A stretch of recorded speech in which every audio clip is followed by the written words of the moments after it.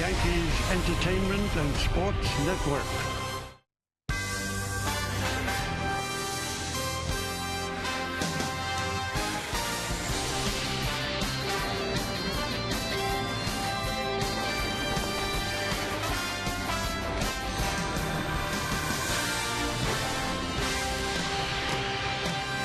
Well, the Yankees are in another country. Can their hot streak continue despite being north of the border? Time will tell, as it is time for baseball. As the Yes Network presents New York Yankees baseball. It's the New York Yankees against the Toronto Blue Jays in the first of three from Rogers Center here in Toronto, Ontario, Canada. Hello, everybody, and welcome to Yankees baseball along with Al Leiter. I'm Michael Kay. Well, the Yankees beat the Red Sox last night, completed a three-game sweep of the Red Sox. First time they've taken a series of three or more in Boston since 2006. That's sweeping a three-game set, so their red-hot streak does continue. Last night they had offense, but they did have to hold on. Yeah, they did.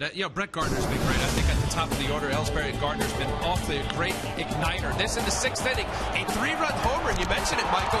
Yankees were up 8-0 at this point. Looked like a rout sweep of the Red Sox, but no, bases loaded in the ninth inning. Andrew Miller gets a line shot to end the game off a big poppy. Big sweep for the New York Yankees in Boston. Boy, have they been hot of late. They're in first place in the American League East, 13-3 in their last 16 games, averaging about 5 runs a game. You see the average, 20 home runs, but most importantly, the ERA is 2.69. That'll win you games. They've won 5 consecutive series. Speaking of pitching, tonight's pitching matchup brought to you by People's United Bank NA. See what know-how can do for you. R.A. Dickey gets the start. He's looking for his first win of the year for the Blue Jays. Chase Whitley for the Yankees. It's his second start. Yeah, it is, Michael. When you see the 1-0 against Tampa Bay Rays, Chase Whitley, what I like about him, I'll be watching closely tonight, does he keep the ball down? He's got a lot of action on his ball. Fastball, slider, changeup combination. He uses them about a third of the time. When he's down in the zone, he's tough to hit. This is the 5 innings, 1 run against the Tampa Bay Rays. Nice start for Chase Whitley.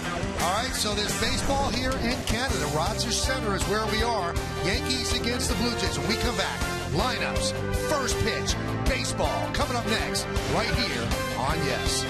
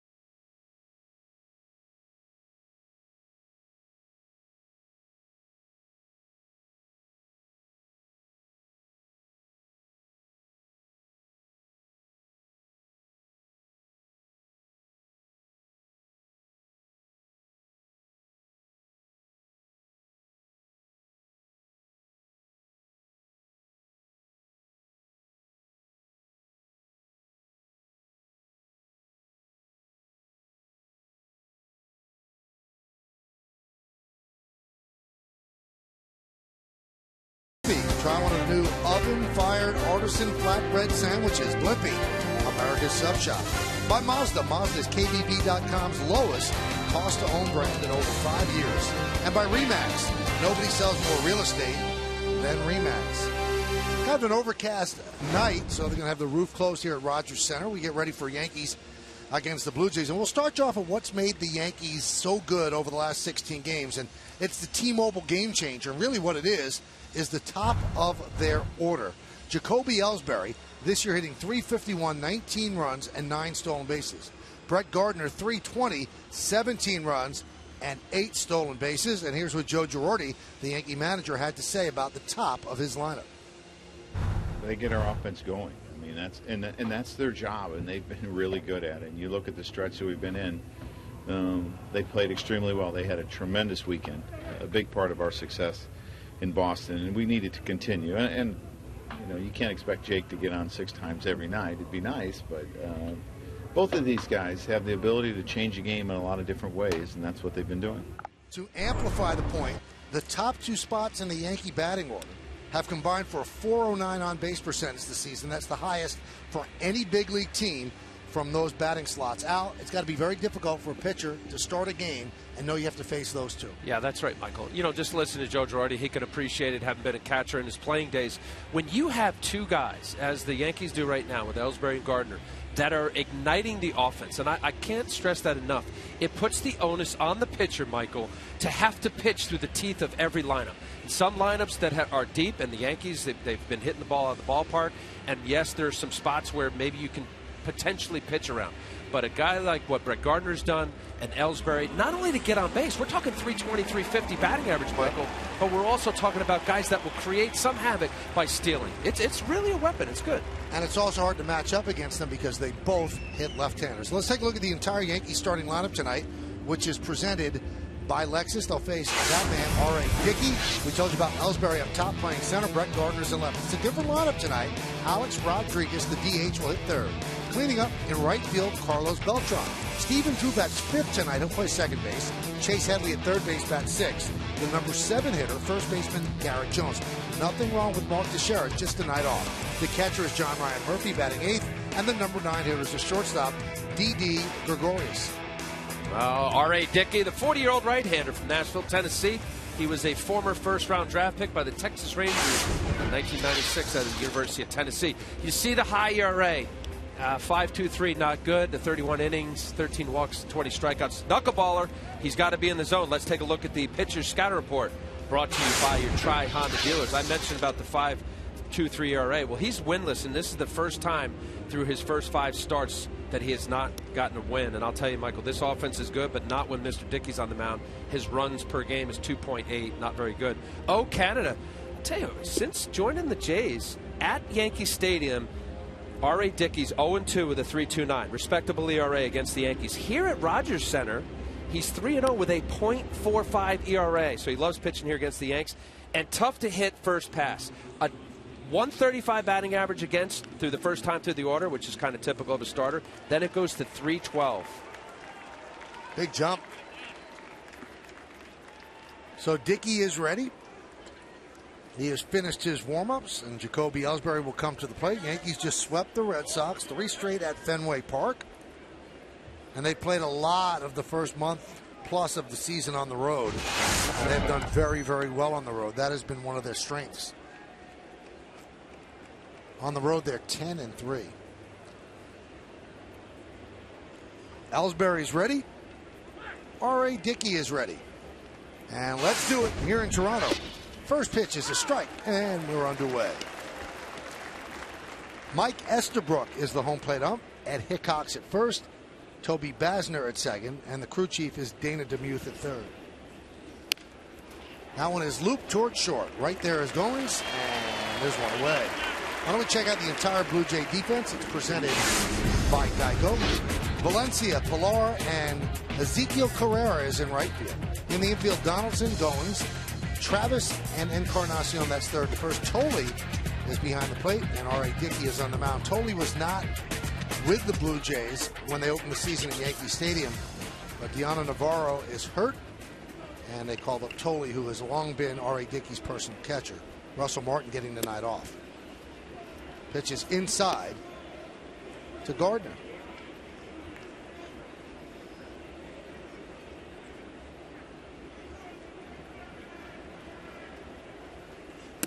Al told you about Gardner's 3-run home run in the 6th last night. Gave the Yankees an 8-0 lead, and they had to hold on. Red Sox had the bases loaded, but Andrew Miller got David Ortiz to line out to center to end the game. That one is lined to right field. Herrera makes the play. With the second out. Well, the roof is closed here at Rogers Center. Why? Well, let's look at the game time weather presented by Bigelow Tea. 68 degrees, wind 16 miles per hour. Humidity is 65%. It's overcast. There's a chance of showers. Good chance the roof will be open the next 2 days because the weather's supposed to be beautiful. The boos you hear are for A-Rod as he comes up to the plate.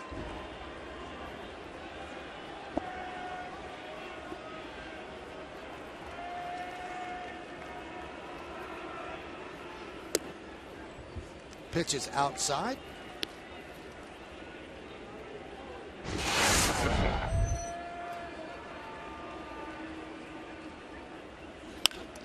Ground ball in the hole, backhanded by Ryan Goins. The long throw, and they get Alex for the final out of the 1-2-3 first inning. It's the Yankees nothing, and the Toronto Blue Jays come to bat.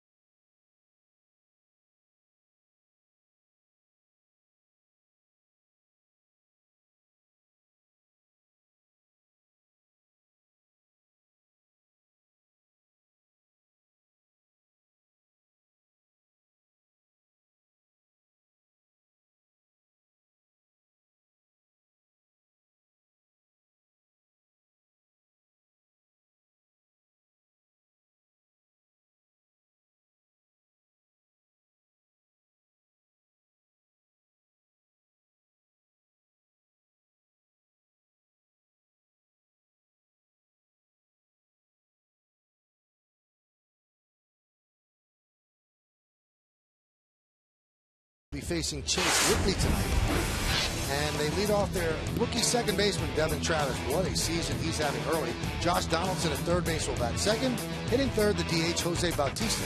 Edwin Encarnacion at first base cleans up. The number 5 hitter is the center fielder Kevin Pillar. Josh Tolley will catch. He'll bat 6th, batting 7th. The left fielder Danny Valencia. Ryan Goins is a shortstop. He's going to bat 8th. Batting 9th and playing right field, Ezekiel Carrera. Chase Whitley on the mound, the 25-year-old right-hander from Ranburne, Alabama. He was a 15th round draft pick by the Yankees in 2010 out of Troy University. There's his one start against the Rays. He picked up the win. Let's take a look at the pitcher scouting report brought to you by your Tri-Honda dealers. Opportunity knocks. Yes, I did say that. Masahiro Tanaka's injury to his forearm. He's getting an opportunity to pitch and start. Pitch distribution. He's like even with all of his pitches. 45%. This is based on last year and this year. 45% fastballs, 32% sliders, and 23% changeups. And versatile pitcher. I think every staff needs a guy that can both start and relieve, and that's what Chase Whitley had done last year. And here he is with his second start here in 2015. Devin Travis takes a strike. Devin was just voted the American League Rookie of the Month of April. Hitting .318, 7 homers, and 23 runs batted in. Came over from the Tigers in the Anthony Ghost deal. And a strike. I mean, what a story, Michael. You know, come on the things you mentioned about the Anthony Ghost trade. Really getting an opportunity because of Ian Kinsler being the second baseman in Detroit. What a start of the season he's had. The 0-2. Swing and a miss. Travis down on strikes.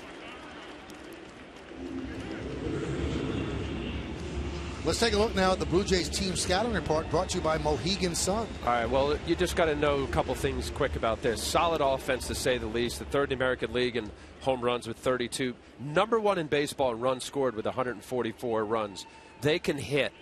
But pitching, and yes, question mark. They're last in MLB in starters with a 5.7 ERA. Their bullpen is 23rd in baseball with a 4.23 ERA.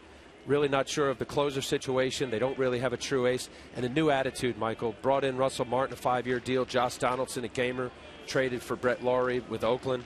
Michael Saunders, and then the surprise addition of what Devin Travis has meant to this team so far. They're trying to change a little bit of the attitude in the meantime, and they need pitching.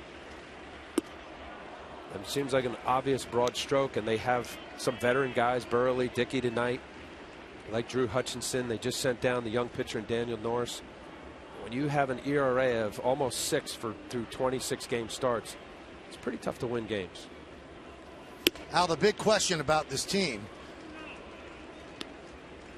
is this was a team that came out of spring training with 8 of the 24 players rookies. It's hard to win like that.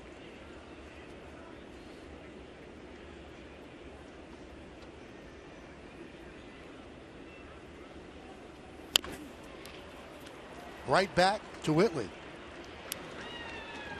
Al's team scouting report brought to you by Mohegan Sun. Full of action, full of possibilities, full of life.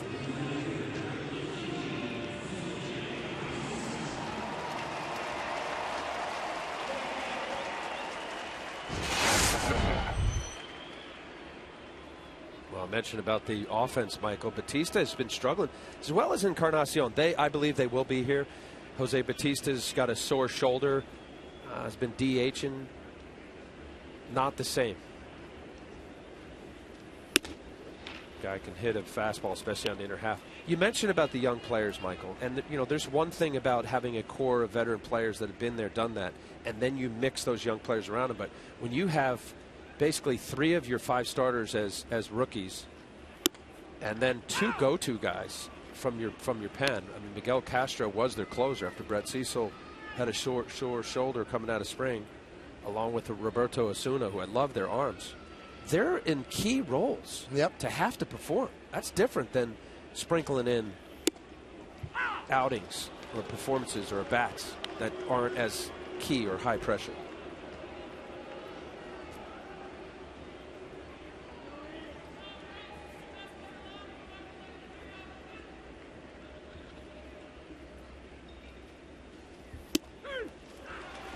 And Bautista down on strikes, so a strong first inning for Chase Whitley. He retires the Blue Jays in order, 1-2-3 with 2 strikeouts. Go to the second inning, 0-0 here on Yes.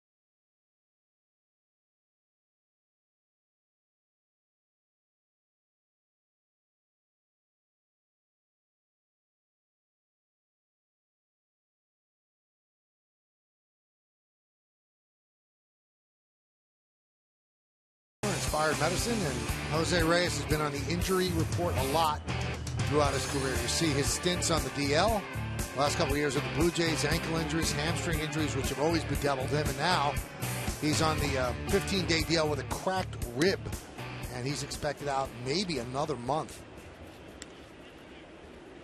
Such a good player, but had a hard time staying on the field. And Carlos Beltran wraps one into right center. Pilar makes a nice catch. Got a good jump for the first out.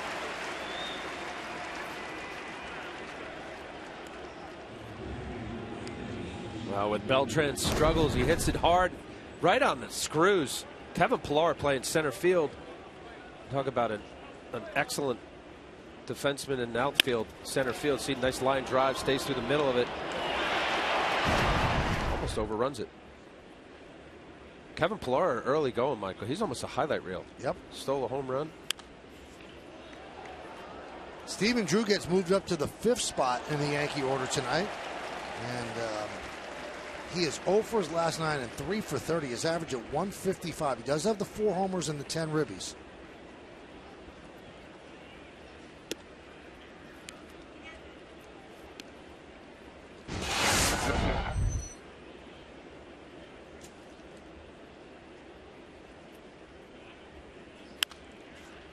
Fouled away. Well, of course, the 155 that you mentioned, Stephen Drew, that's well below the Mendoza line. But, you know, so long as Stephen Drew, he's a veteran guy, continues to play good defense, play solid, be fundamental. And you look at his numbers against R.A. Dickey, very good, 333, 6 for 18.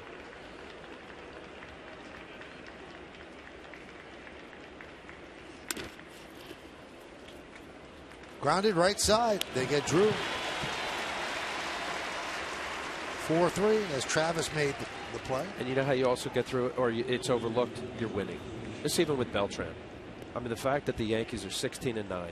And yes, I'm not making an excuse for a guy who's batting, you know, a buck 55 as but when you're winning, you get an opportunity to kind of work it out. Extra hitting with the hitting coach. Get here early. Figure it out. Well, there definitely seemed to be more panic at 3 and 6 when people weren't hitting. But right now, you can take a deep breath and let things breathe. There's a base hit for Headley. And that base hit gives him a 7-game hitting streak just over the glove of Travis. First base run of the game. Well, the theory behind a knuckleball. Wait a minute, is that? Yeah, that's a knuckle. Wow, unusual way that how he held that. If it's high, let it fly. If it's low, let it go. You'll hear that from hitting coaches because there's really no rhyme or reason. These guys are facing 90, 95 mile-an-hour fastballs, and you see the flutter of Dickey's knuckleball.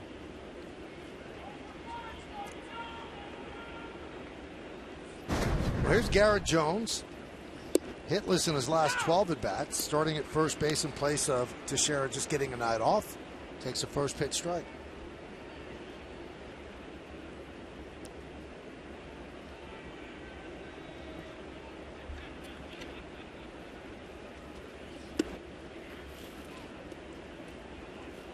And kind of a catch-22 with Jones. They expect him to hit home runs. Limited playing time. He's not hitting, but you still have to get him playing time to get a stroke right. If you don't, then he's not going to help you at all. So Girardi's trying to find the right spot for him.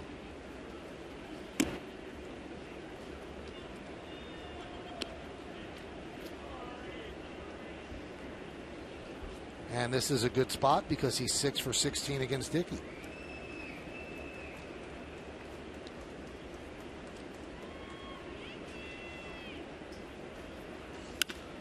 Grounded up the middle and grabbed there by Goins. Over to first. He took a base hit away from Garrett Jones. Nice play by the Blue Jays shortstop. Ranging far up the middle to spear that one, get to his feet, and fire a strike.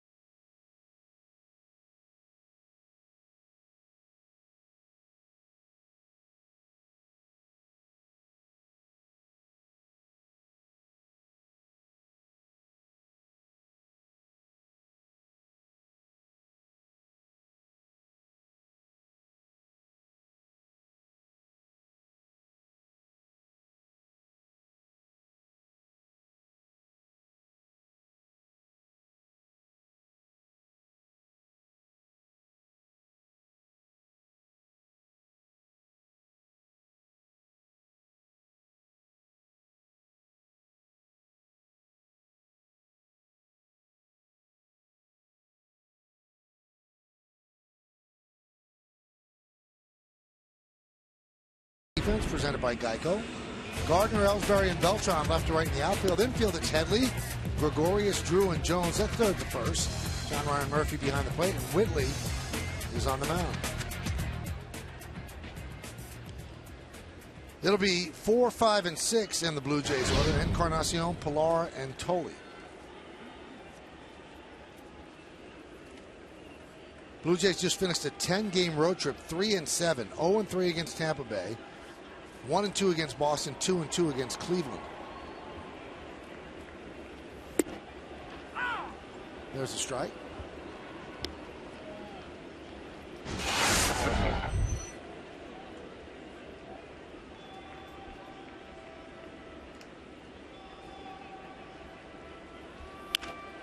Grounded up the middle. Drew. One away.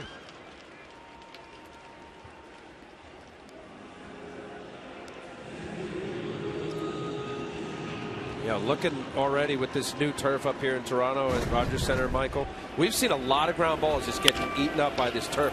Normally in years past, remember the old AstroTurf, it would bounce like a rubber ball. It has really helped negate some of the offense, and I say that because this place is a homer happy place, and if you have a pitching staff, Michael, that can keep the ball on the ground, we've already seen a few ground balls that actually may have gone through if it was the old turf.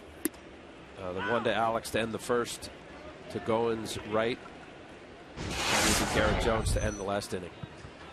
Meredith Marakovitz has more on the turf.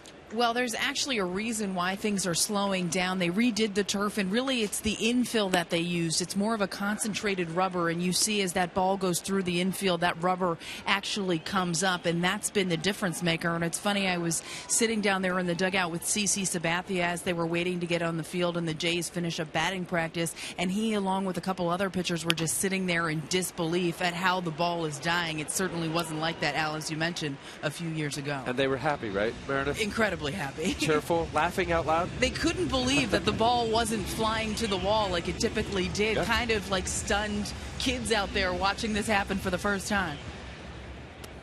I mean, how often a hard ground ball that would go from the wickets to between center and right field would be a triple. It's not traveling that far. They had to do something, in my opinion, Michael, to have some sort of balance. Maybe it'll invite free agent pitchers to come up here. There's a strike to Josh Tolley. 0 for 6 in 2 games, looking for his first hit of the year.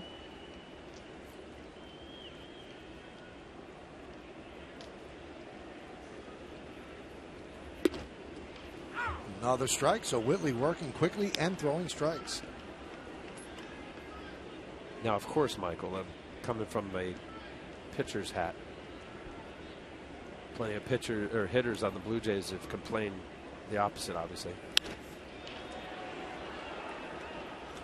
You can't make everybody happy, so you might get free agent pitchers to come here, but not hitters. Well, I mean, you know, how often do we talk about, you know, the way the ball flies out of this place, which it does. I mean, you know, historically, especially when it starts getting hot. You know that they can hit home runs.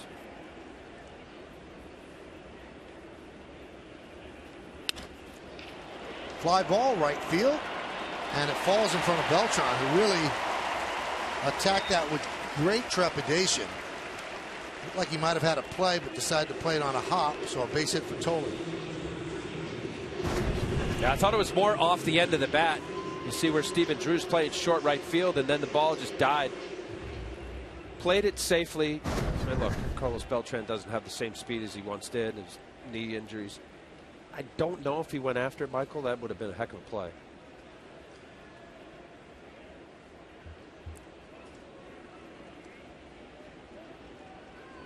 Here is Danny Valencia.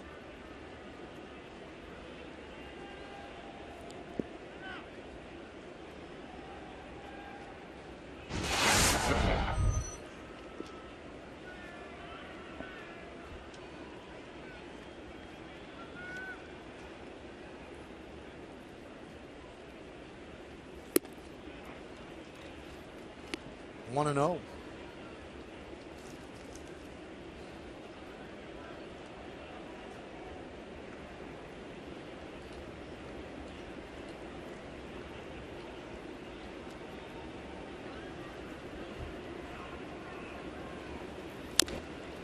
Fouled that off twice.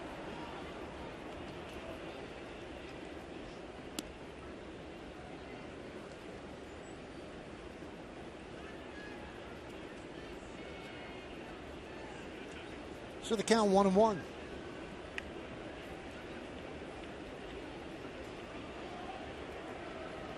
"21 pitches for Whitley so far, 17 strikes.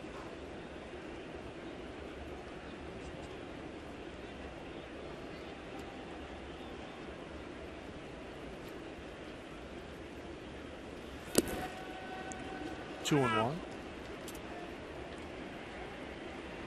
What a ratio that you just mentioned. It's almost 75% Whitley throwing strikes. The formula to any pitcher: get ahead. And what, again, with Whitley, with early action down in the zone, he's got what I call the scissor effect, a sinker that runs into the righties and that slider away, and he also has a good change. Stay unpredictable. He's not going to blow guys away. He's right at about that 90-mile-an-hour mark, which is slightly below Major League fastball average.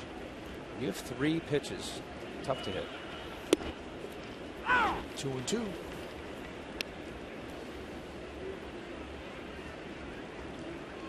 Pitched once before here at Rogers Center, allowed 8 runs in 3 1/3 innings. That was June 23rd of last year.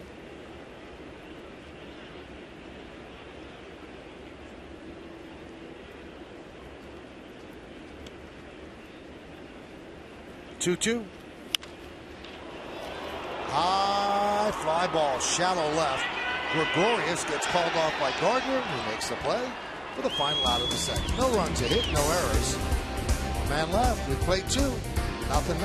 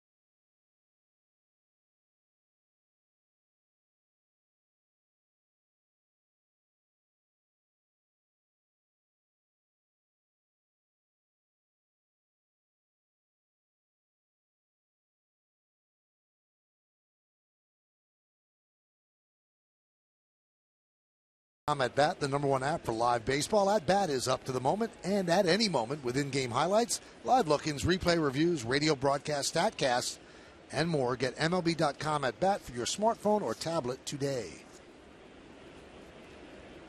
John Ryan Murphy leads off. Fouls off the first pitch.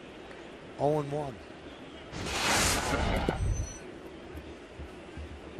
You ever try to throw a knuckleball out? I did. Playing catch. Michael, it is so hard to get a decent grip, to try to figure it out, and then you end up just throwing lob balls. I did. I would say just about every pitcher that you'd play catch with over the years of my career would mess around with a knuckleball.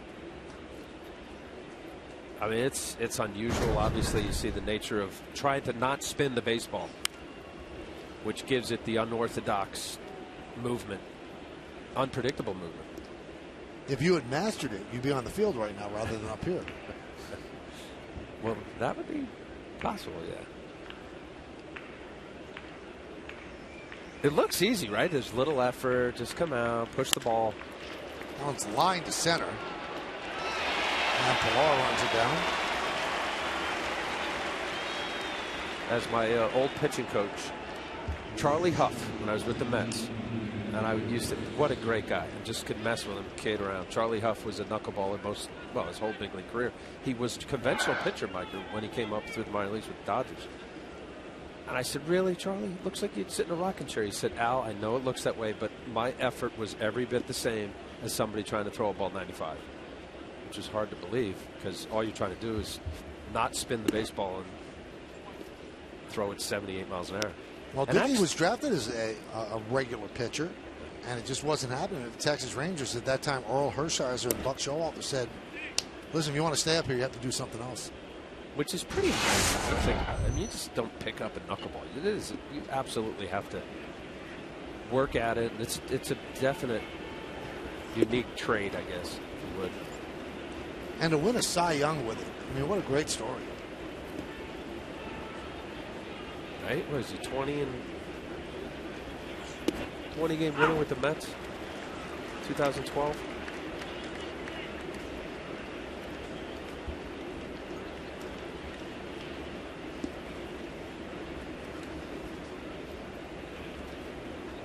(3-1).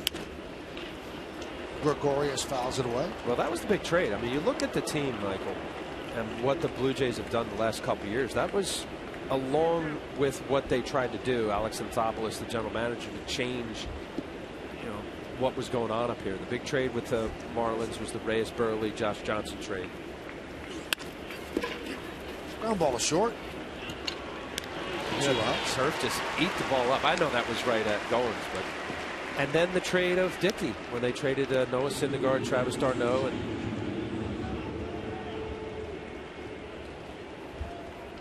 and Buck, the catcher, was in that. John Buck. And then Buck was moved to the Orioles. But that was a heck of a year when you think about it. 20-6 with a 2.7 ERA for Dickey with the Mets.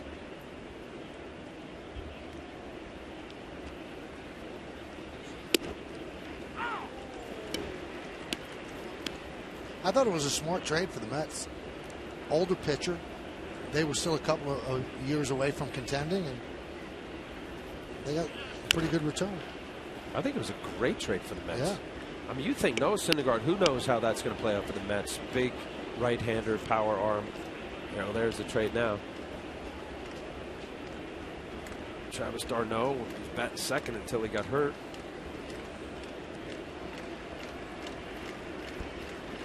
The 0-2. Oh, snared by Dickey. Took a hit away from Jacoby Ellsbury. Oh, you can't hit it harder than that. What reaction by R.A. Dickey to finish a 1-2-3 inning. We go to the bottom of the third. Nothing.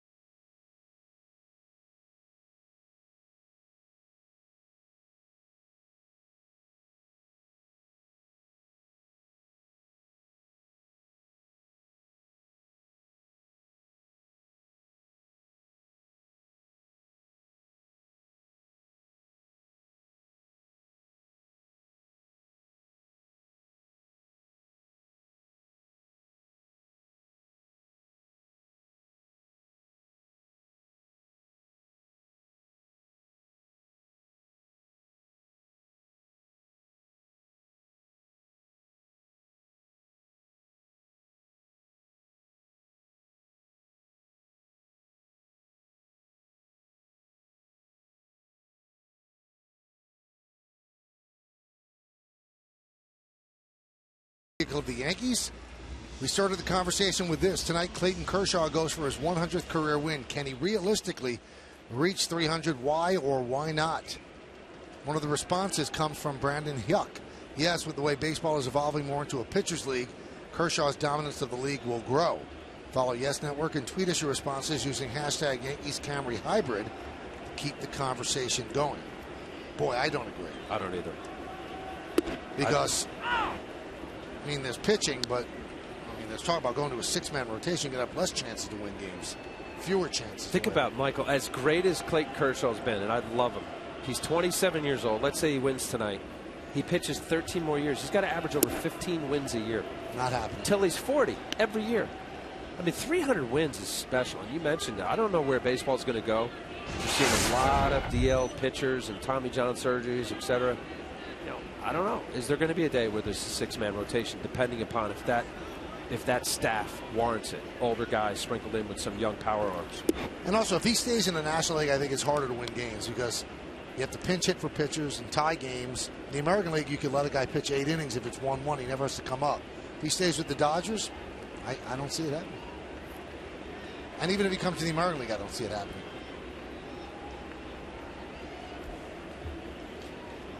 A 1-2. Rounded to first. Gobbled up by Jones. Flips to Whitley as Goins is retired. Howdy A3 scoreboard. 0-0.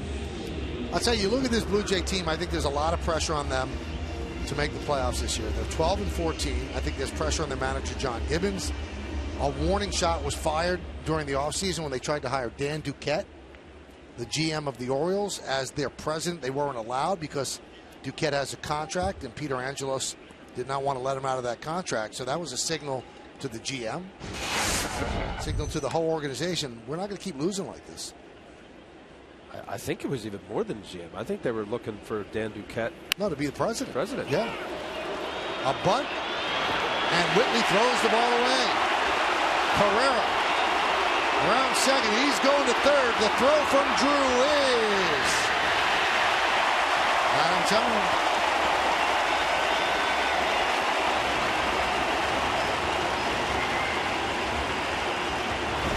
Well, Carrera, 4th hit on the year. Element of surprise.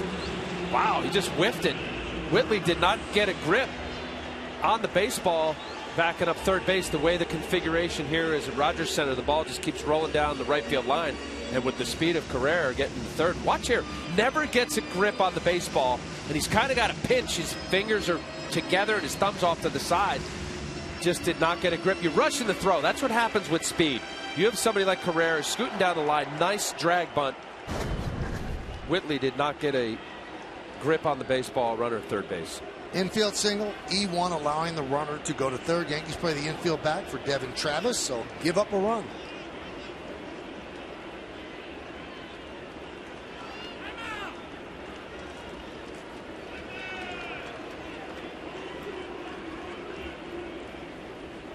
Take a look at the Honda League leaders for rookie home runs.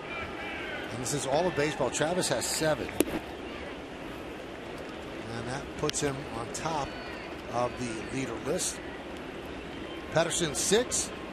Guerrero 5. So 2 Dodgers and Steven Souza Jr. with 4.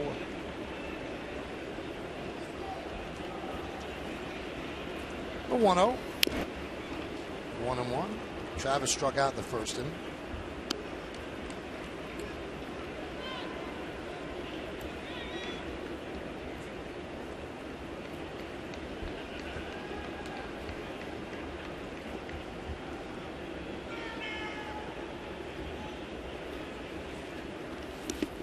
Bounced up there, blocked by Murphy. Excellent job by John Ryan Murphy. That ball, as a pitcher, you have a breaking ball. He's trying to throw it down.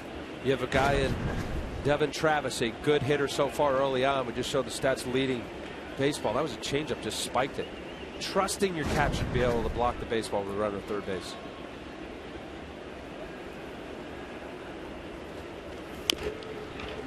Two and 2.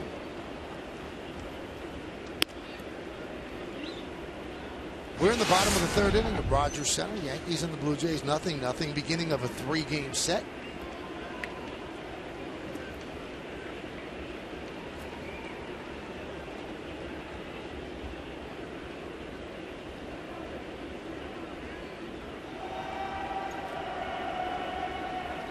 Swing and a miss. He struck him out. Big strikeout for Whitley. A ground ball would have gotten a run in.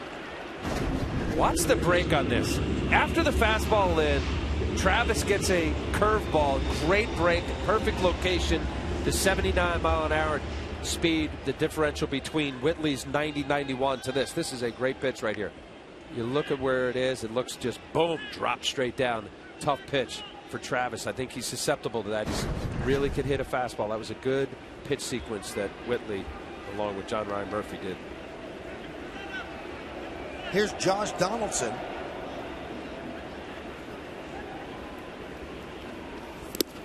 Another good block by Murphy, saving a run. Excellent. Boy, I can't tell you how. This is just, that is actually a sinker. The same pitch that he threw to Travis where John Ryan Murphy made a nice catch. That is just getting on top of a two-seam fastball and throwing it directly down.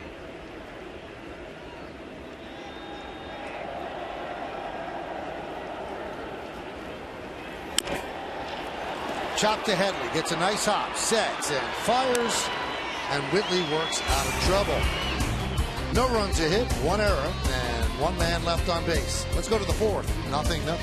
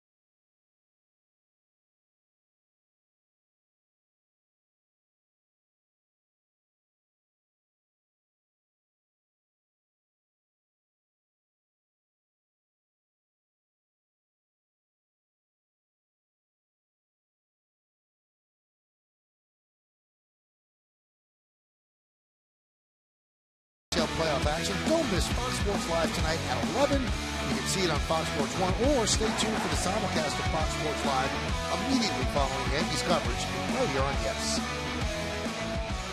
All right, we go to the fourth inning. Gardner, A-Rod, and Beltran here at Rogers Center against R.A. Dickey. Pitch is high, 1-0. Gardner, the leader of the Mustache Brigade. 16 games ago, he said, let's grow a mustache. Let's try to change our luck. Well, they're 13-3, and mustache is all over the place. That was the mustache day, yeah. 16 games ago? Yeah. Wow. Lincoln scoreboard, 0-0, top of the fourth now. Some of them are growing in a wispy manner, but they're there. A-Rod's trying, he said, but it's going to take him a long time.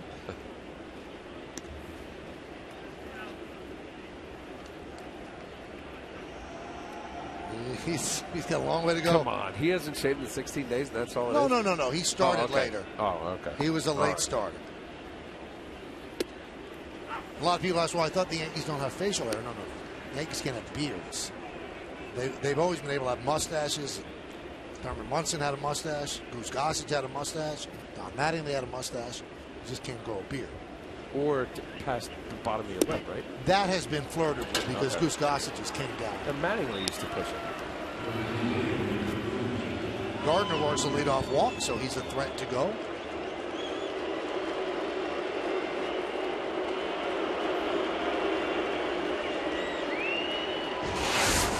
Boos like this, Al, probably don't even affect A-Rod after what he went through on Friday. He said he had never heard boos like that when he pinch hit and hit home run number 660. It was vicious, long, prolonged. It was amazing. Through the at-bat, they never stopped. He said you usually don't notice it, but you heard that.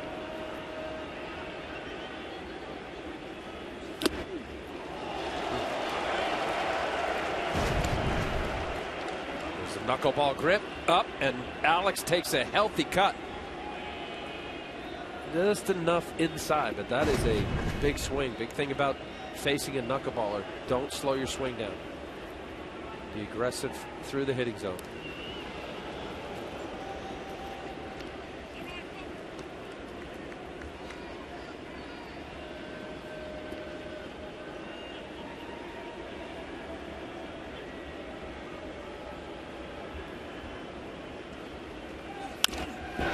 Grounded up the middle. Ryan Goins goes to the bag, fires to first for a 6-6-3 double play.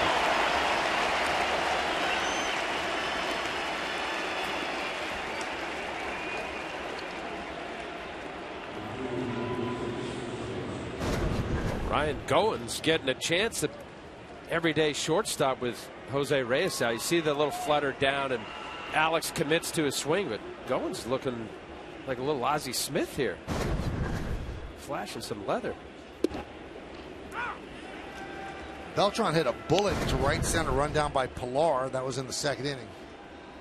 Goins, knowing the speed of Alex, he could do it on his own as opposed to flipping it to second base. That one is wrapped into right field. And right there is Carrera to put it away to the end of the inning. No runs, no hits, no errors because of the DP. Nobody left on base.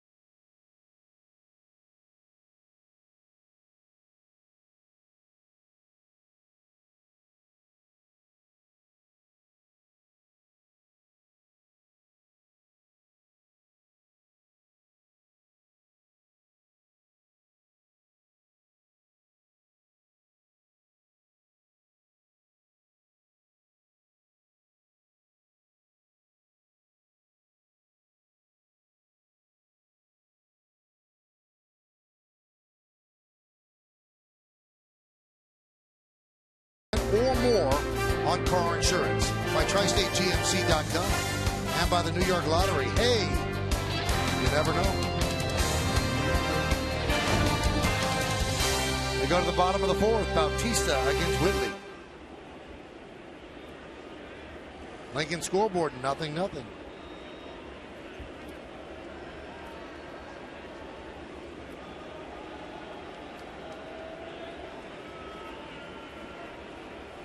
Now I'm noticing, Al, if you watched John Ryan Murphy, there's no one on base, and he's giving multiple signs.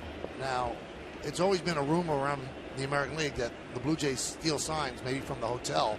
So that would be the only reason to give multiple signs here, right? That's right, Michael.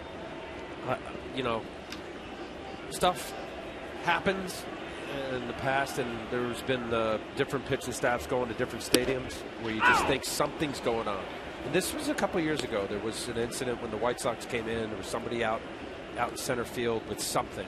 So this is how you negate it right here. You see John Ryan Murphy. It's multiple signs, as Michael said. Nobody on, as though there would be a runner at second base.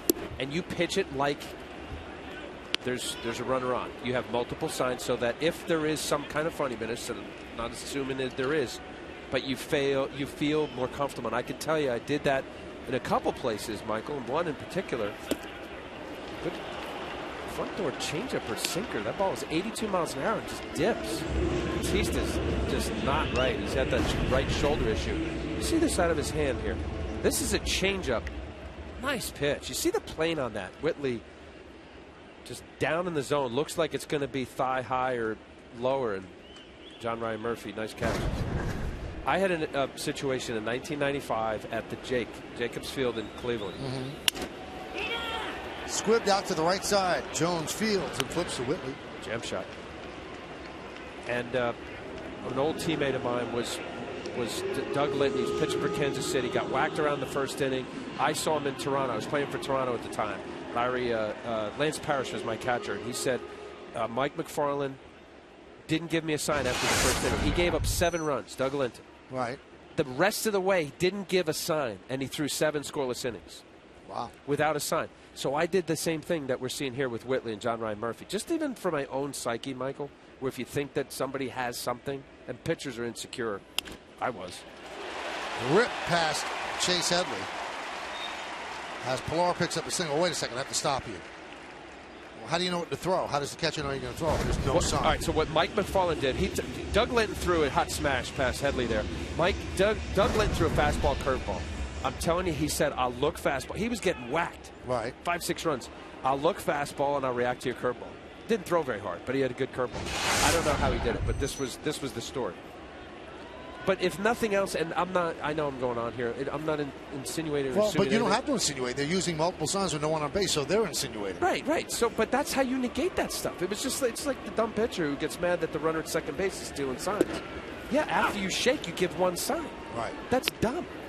Yeah, I'll give sign, or at least give location. So, that to me is that's gamesmanship in between the lines if you have a runner at second base. Yeah, that always made me wonder too. Why are you getting mad if they're stealing signs? Make sure they don't steal them. Runner goes, pitches outside, throw to second. Not in time, stolen base for Pilar. Boy, that was such a good shot that we had showing Pilar antsy waiting. And I thought Chase Whitley, what pitchers can do if he's not going to throw over is hold the ball. You have a cadence if you can slide step and keep your number low. But you can see Pilar, he was just going. And this is a strong throw right on the money. I think Pilar, that 1 or 2 steps that he was able to get off Whitley stole the base for him. So runner in scoring position, totally singled his first time up.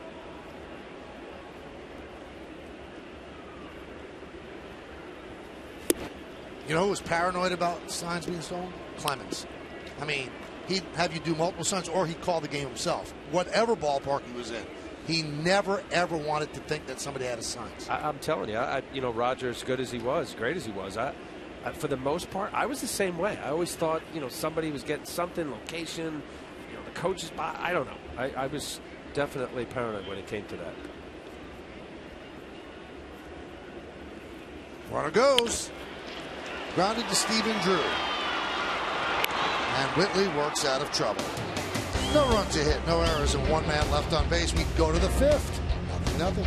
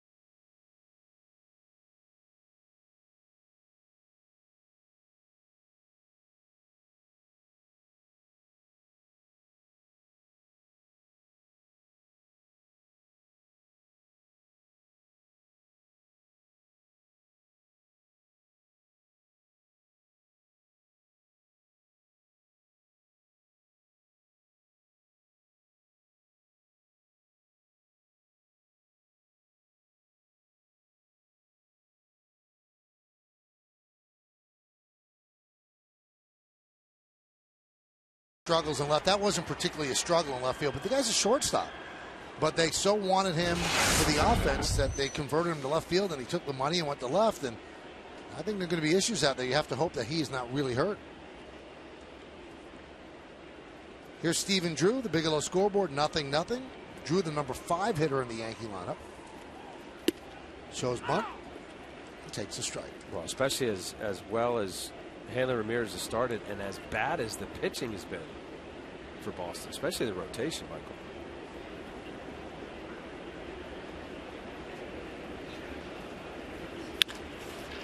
Ground ball to first. One away. Al and I would both like to send out best wishes to Murray Sherman, one of the best men I've ever met. He's the dad of Joel Sherman, and he's going in for surgery tomorrow. So, Murray, I know you're enjoying the game. Good luck with the surgery. Everything's going to be great, and our thoughts and prayers are with you. Absolutely. Great guy. Great. Joel, not so much. I like Joel, too, but, you deal with Joel now. Oh, I'm kidding.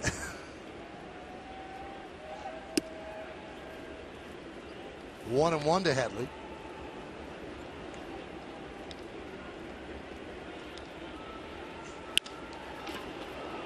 High fly ball left center. Pilar really covers a lot of ground. Puts it away for the second out. Kevin Pilar, he's getting a chance. I mean, look at opportunities, and wow, he's been a highlight reel in the outfield, from left field, now center field. Defense, pitching and defense. Watch his play here. Spider-Man. That's great.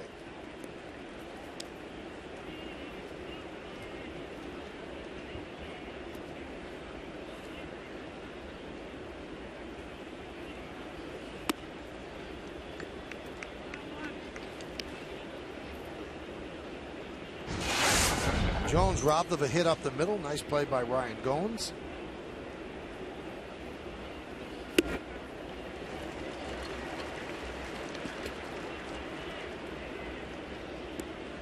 Count 1-2.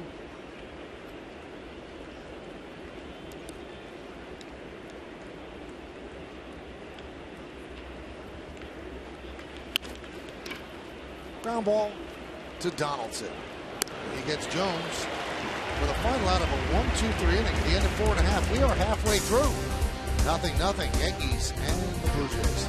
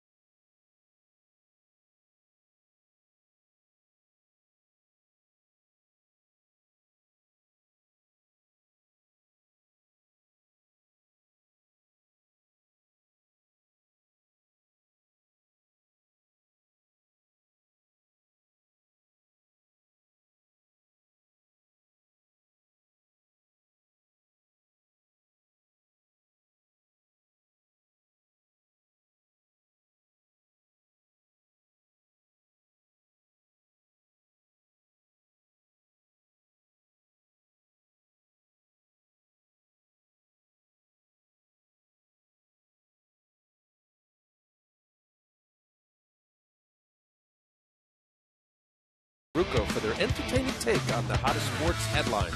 Plus, hear interviews with the biggest names in New York sports and beyond. Catch the Michael Kay Show every weekday at 3 p.m. right here on yes. Danny Valencia leads off. Maybe we'll have you on the next couple days. I was just trying to impress Billy Boland, who didn't think I could read that. Bigelow T scoreboard, 0-0. You fooled him out.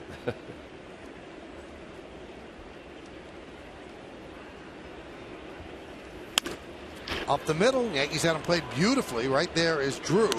Took a base hit away from Valencia. You know, you see the overshifting, and this is not an overshift, but I gotta believe, Michael, and you see it so often with the Yankee hitters, they're most shifted against. You hit it, nail it hard, you hit it over the pitcher's head for 100 years. That was a base hit, and there's Stephen Drew standing there. The metrics of scout reports and spray charts, it's made hitting harder. Really has. And then, you know, with the addition of almost every guy on the mound, it seems like they're all throwing 95 or better. And it also does serve, I mean, you've got to be fair. You've got to point out that it works a lot. I mean, we always say, oh, through the vacated hole, but it works a lot more than it doesn't work. Oh, absolutely. Well, they wouldn't do it. They're not trying to lose. And shifting's more prevalent in baseball than it's ever been. I mean, it's really just a matter of the mass data that now is being documented and stored and now regurgitated in reports. And if you see where guys got, 400 bats and he hits the ground ball in this area however many times, yeah, why wouldn't you play there?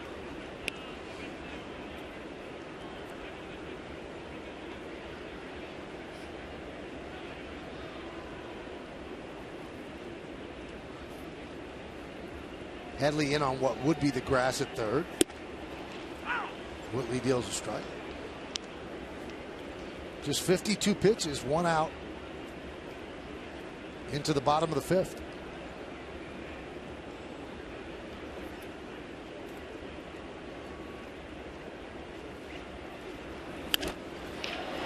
Driven to left field, going back Gardner, still back on the track. He makes the play in front of the wall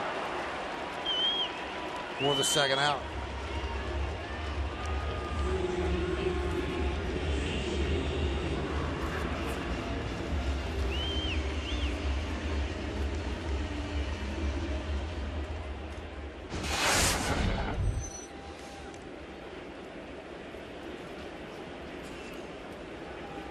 Here's Ezekiel Carrera.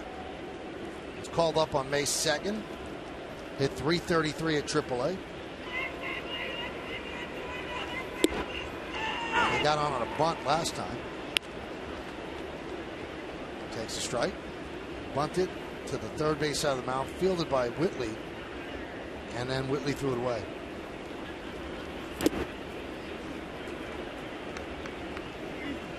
I look closer at my scorebook. It was really to the right side. Yeah, it was not down the line. It was an excellent bunt. He dragged on. Now with Headley way up, certainly Garrett Jones has got to respect it. Wow. Nasty pitch. Change up. Watch the bottom drop out of this. Primarily sinker slider and then thigh high down and away. Great movement.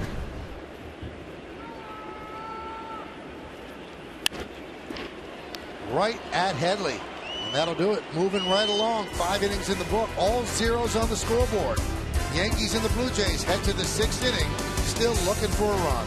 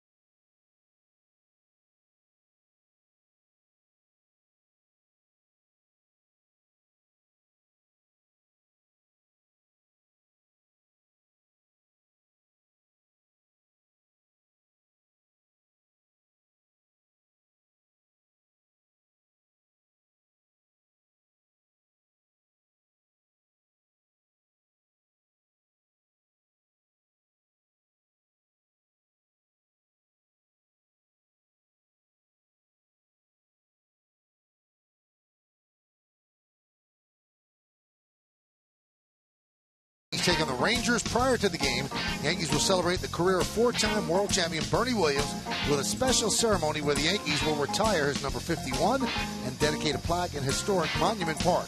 For tickets, visit Yankees.com or call Ticketmaster at 877-469-9849 today.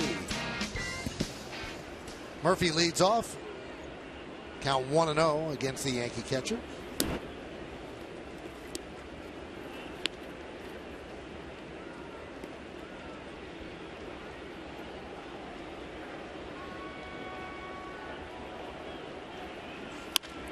Ground ball left side. Donaldson gobbles it up.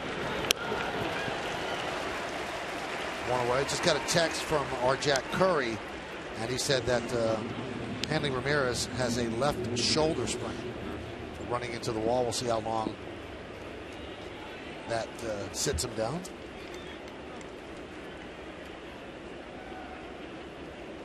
Here is Didi Gregorius.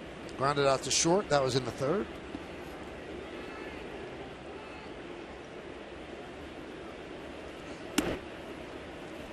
Yankees played last night in Boston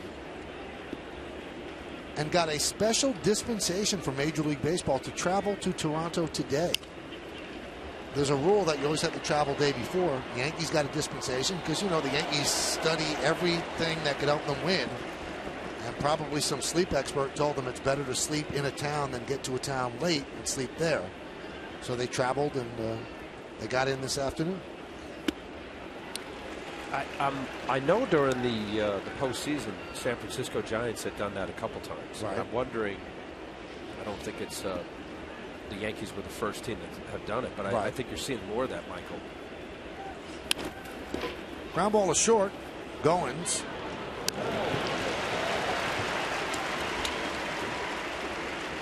Well, with charter flights, right? You're not at the mercy of an airline scheduling. Right. And it makes sense. I mean, well, that game was over midnight, right? Yeah, it was a 4-hour game. So they wouldn't have gotten in here with customs and all that, probably 2-ish. Oh, longer than that. 3? Yeah.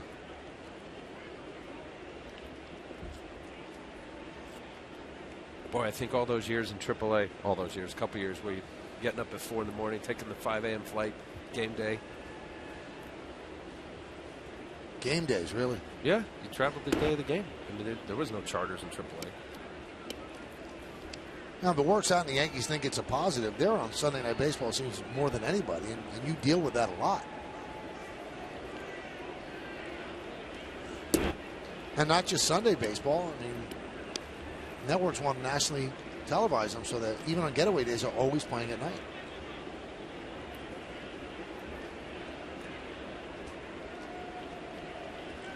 Two-0. Line drive, a base hit to left field. Cutting over is Valencia. Cuts the ball off in the corner before it gets to the wall, but Ellsbury picks up a double. Boy, he's hitting the ball hard all the time. Well, 351 coming into tonight's game, Michael. His third double on the year. 35th hit. Nice job staying on that. Knuckleball up. Not trying to do a whole lot. Good 2-out double.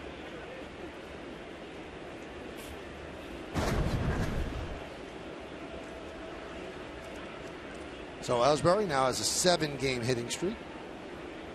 Yesterday he was on base all 6 times. 4 hits, a walk, and a hit by pitch.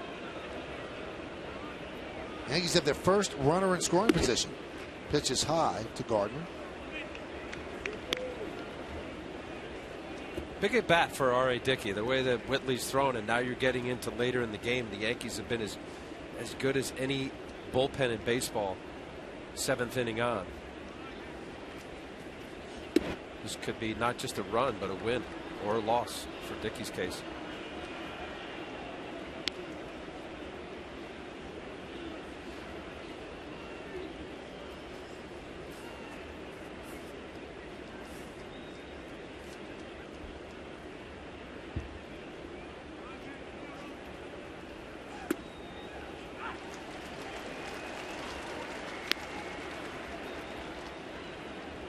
Those stats, Mike, I just said. And we know 8th inning on. Why? Betances and Miller has been almost perfect. They're number 1 in baseball with an ERA of .89.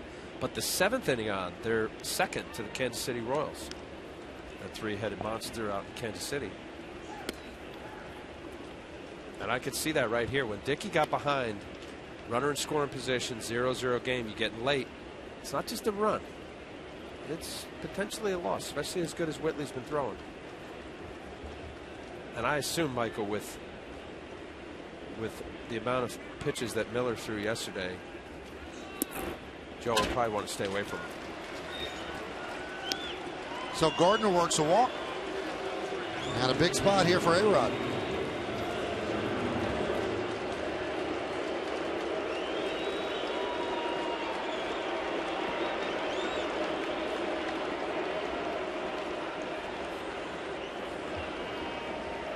Alex has worn out the 6-3 hole, the shortstop. He's got good numbers lifetime against Dickey.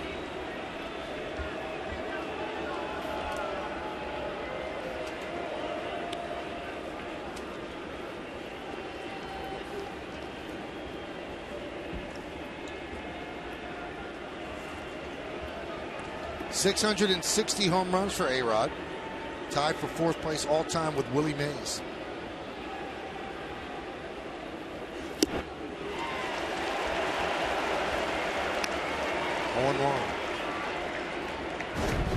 Healthy cut here. There's the knuckleball out of Dickey's hand, right middle of the plate.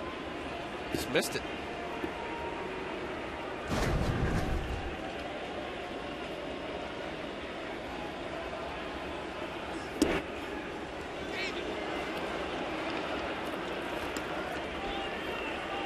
Great speed on the bases for the Yankees. Ellsbury at second and Gardner at first.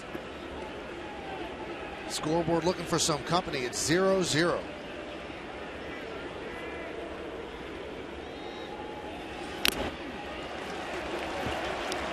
And 1-2. Now the two types of knuckleballs. Excellent shot. How Dickey has his hand off center or to the side. Ball foul tip off of Josh Coley's mask.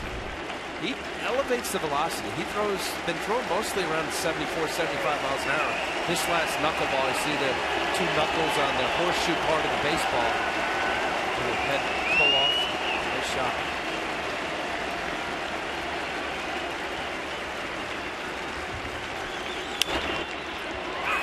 High fly ball, right field, moving toward the line. Carrera, and he'll put it away for the final out of the inning. No runs to hit, no errors, and 2 men left. We go to the bottom of the 6th. 0-0.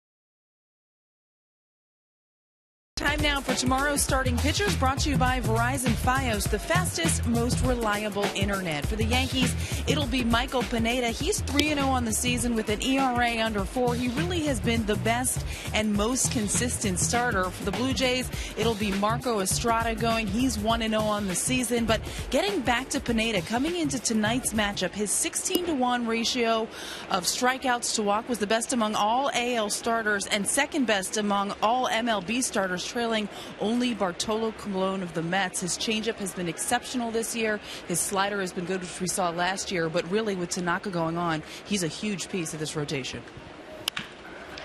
Base hit for Travis to start off the 6th inning. We'll hear from Meredith later on in the postgame as well. And our coverage tomorrow will start at 6 o'clock live from Rogers Center. Game time will be right around 7:07, 7:08.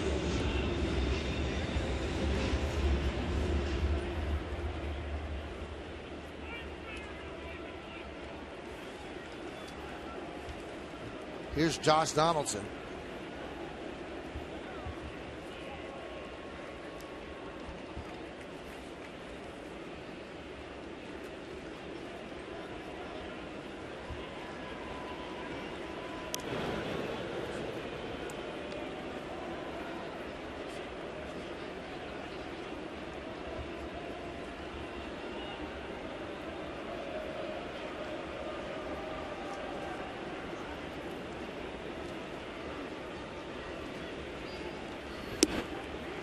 And a strike to Donaldson.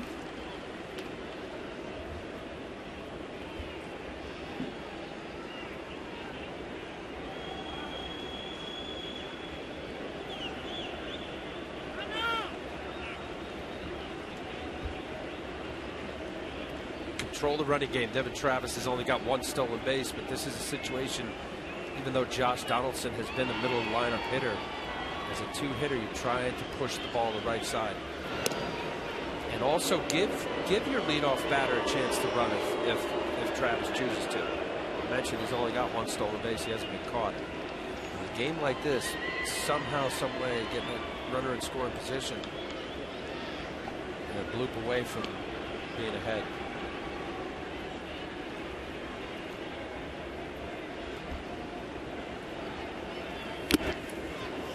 Big cut by Donaldson, 0-2. Well, Whitley got away with one there. That first pitch fastball in was a good pitch. Donaldson took for a strike. This is a hanging slider. You see Donaldson with the big leg kick. It was almost too high. That was a healthy cut from the guy who can hit out of the ballpark. Not where Whitley wants to be.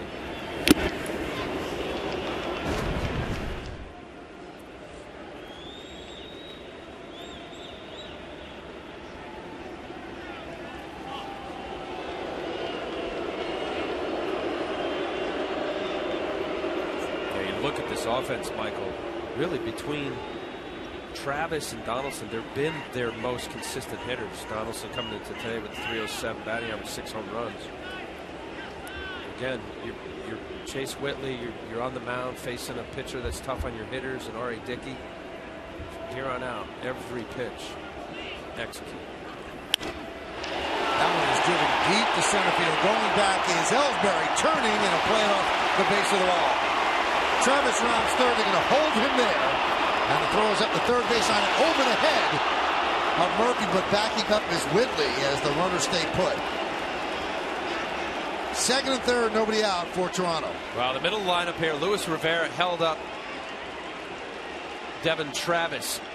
Now, I said about the mistake that Whitley made the previous pitch to a very good hitter. Watch this pitch. That's middle of the plate, 0-2 count. Watch Josh Donaldson. He thought that was a home run.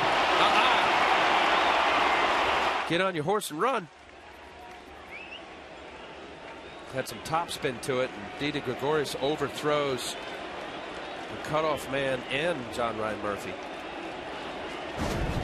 Conservative calling by the third base coach ended up helping the Yankees. Here's Bautista. Yankees have the infield back. Ground ball to Headley. He will check the runner back at third, and there's one away.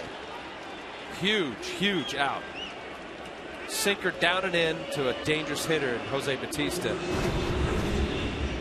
Big leg kick. This is that action that Whitley has. Not 90-91, but see the late movement down and in. I mentioned about Batista having the sore right shoulder. Nice little scoop hop, Headley.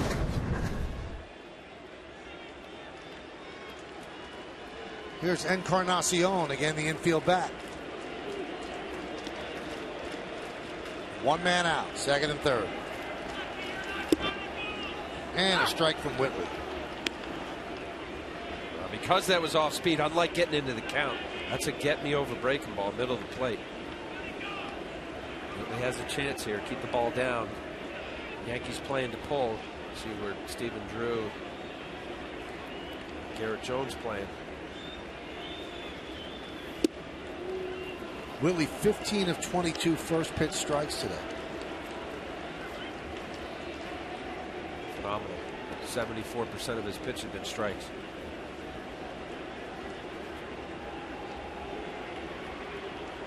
.66 pitches, 49 strikes.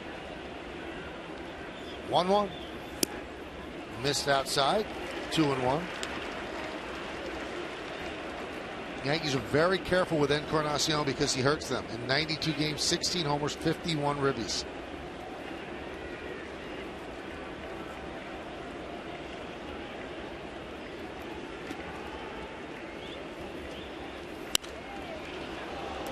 Two and two. Well, now he's got him, but we just showed those numbers, Michael. Very good fastball hitter, and I know Encarnacion has not gotten on all cylinders early going here. The .220 batting average, 4 home runs. He's set up right here. Right-handed pitchers throw sliders down and away. That is the tender spot for Encarnacion. 196 batting average. Something breaking down and away. There it is. Exactly what he did. 2 away. Yeah, you get a guy like Encarnacion to think pull. I mean, that's what he is. The Yankee defense showing that. That fastball into Whitley, 2 of them, sets up this pitch here. And that had a lot of the plate. But good downward break, kind of curveball break. You see this ball breaking down and away. That's the spot. That's when Encarnacion, I mentioned, a .196 batting average on that pitch.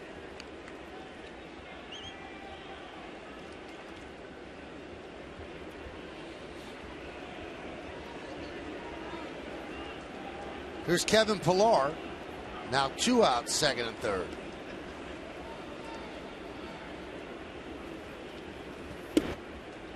And a strike.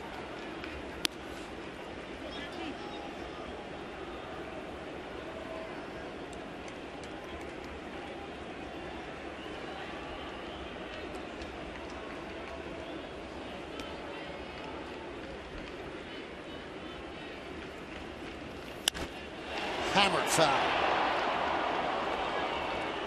Boy, he got away with one again. You know, these are the mistakes. And I know Whitley's second start, he's been relieving and the starter, mostly reliever. That ball is coming down and in. Kevin Pillar is a fastball hitter. Batting average against Kevin Pillar from last year to present on the curveball, Michael's a 125 batting average, well below. He's a fastball hitter. Something again, down and away break. Popped up. Gregorius puts it away. What a performance by Whitley. Second and third, nobody out, and he gets out the 3, 4, 5 hitters in the Blue Jays order.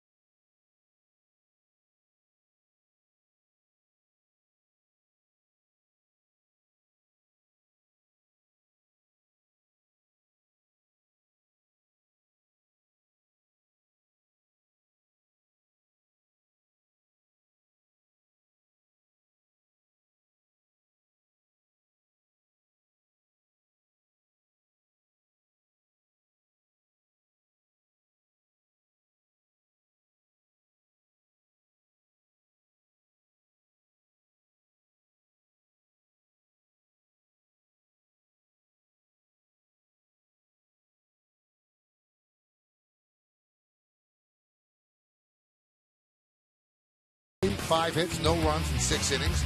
R.A. Dickey, 2 hits in 6 innings, no runs. We start the 7th as Beltran check swing foul ball.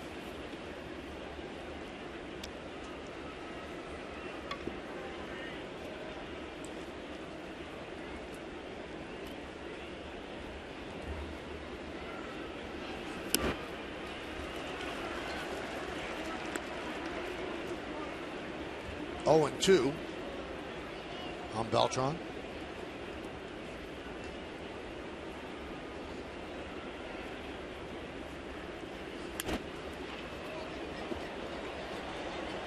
Fouled into the seats.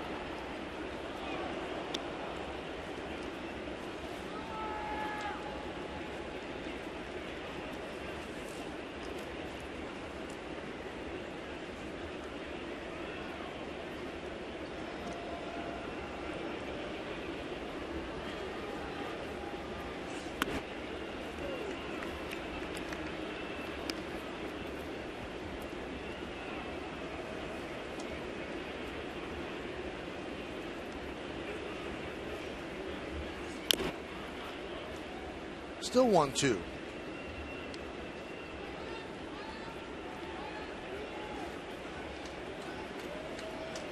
Beltran, Drew, and Headley.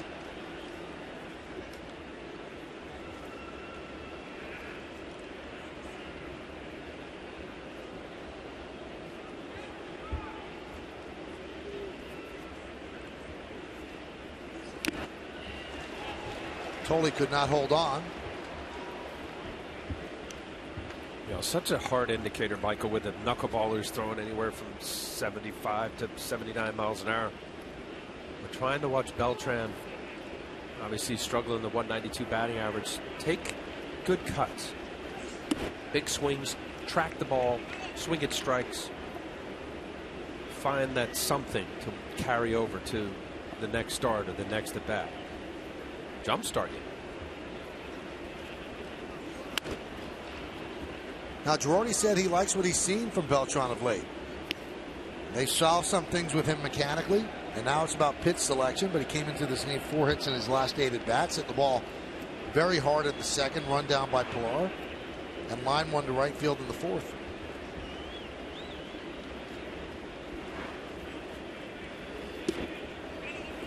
Three and 2. Yeah, that's what you have to do. You mentioned about Joe Girardi finding that something. You know, when you have somebody struggling, look, Carlos Beltran's in the middle of the order. Hits it hard again, and that one is over the head of Ezequiel Carrera. Beltran is going for 2. Carrera dropped the ball, so Beltran will make it easily with a leadoff double. You know, all of those swings look good. And again, it's hard to really judge from a guy like tonight with R.A. Dickey, who's got an unusual pitch, but that's a good swing. It's an aggressive swing, balanced, good contact point, level. Well, if Ezequiel Carrera just misplayed that, his first couple steps looked like he went in. Let's manage here a little bit, Al. I know that Stephen Drew is your number 5 hitter, but he's also hitting 151. Do you have a bunt? Yes, I do. I'm gonna try to get, well, at least one shot for sacrifice fly with Headley. But if I can get him to look right in front of your eyeballs, you're looking at this. That was the 3rd hit for the Yankees. Right now, R.A. Dickey, his knuckleball's on. He's got 80 pitches and he's looked tough. And with Drew, you know, batting 151, push him over to 3rd and see if Headley can get something up and you get a sac fly. Has him swing. And that's, you know, to me, that's from my National League thinking there. It's not a guy that they've been, you know, tattooing. I know, give away the out. I understand that. Maybe, you know, what Joe's thinking is that you got Drew who can pull the ball. He pulls the ball to the right side. You're going to do the job anyway.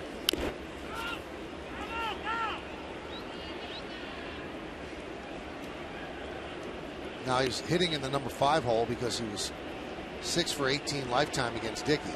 That plays into it. That's a good point. Well, he's 0-2 now. I mean, Dickey, he knows what he's going to get. You're still trying to have an aggressive swing, and preferably for Stephen Drew, of course, he'd like to get a hit, but if he could just pull something to the right side on the ground, he's going to move Beltran.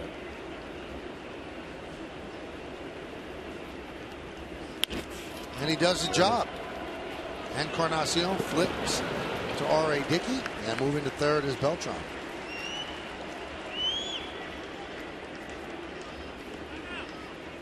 So Drew 0 for 3, but does his job there. That'll bring up Headley and also bring in the infield. Managers have to manage a little differently against the Yankees now because of how good the bullpen is. You can't assume let's get into the bullpen. Now with the Blue Jays, another manager could say let's get into the bullpen. Sure. Because the Blue Jay bullpen has really been bad. Yankee bullpen has been great. Yeah, it's been one of the best. I mean, 8th inning on, it's the best in baseball. 7th inning on, it's second to Kansas City. There's no doubt that opposing teams should recognize that. They got to get a lead. If you're behind 7th, 8th inning on, it's been lights out. Headley 1 for 2 tonight. That's a 7-game hitting streak. And a pitch outside. They got normal depth in the outfield, and with Beltran's speed, pretty good arms all the way across the outfield. It'd have to be a pretty deep fly ball for Joe Espada to send Carlos Beltran. So 2-0 to Headley.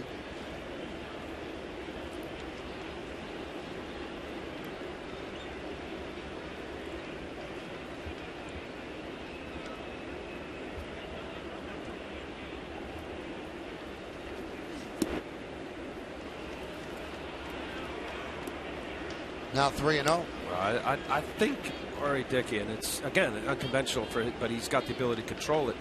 Got Garrett Jones on deck with a runner at third base. It's not the worst thing for R.A. Dickey and the Blue Jays if Headley walks. He's now set up a double play in the middle of the infield. Good strike.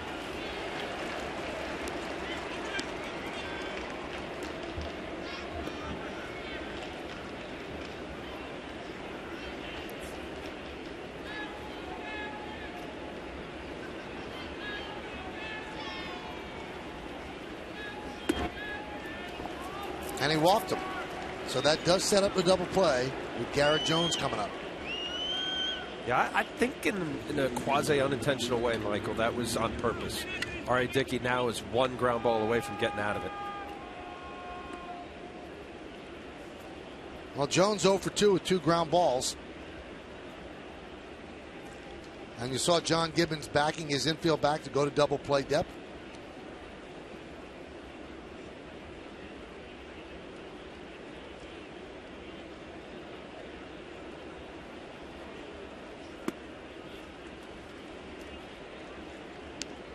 One and 0. Steve Delabar getting ready for the Blue Jays.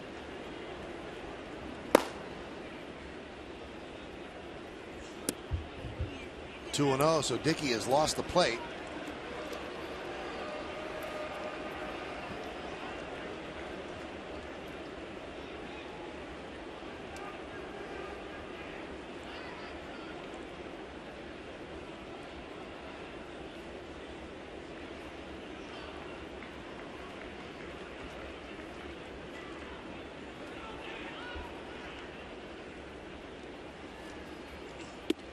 Three 3-0. John Ryan Murphy is on deck. Wow, he's lost his touch. Now a completely different story. You got a guy that's struggling with his command, the knuckleball, an unusual pitch at the bases loaded. Potentially the bases loaded. Just laid it right in there, 3-1. We said Garrett Jones coming into tonight's game's got good numbers, 6 for 16, 375 batting average against. All right, Dickey.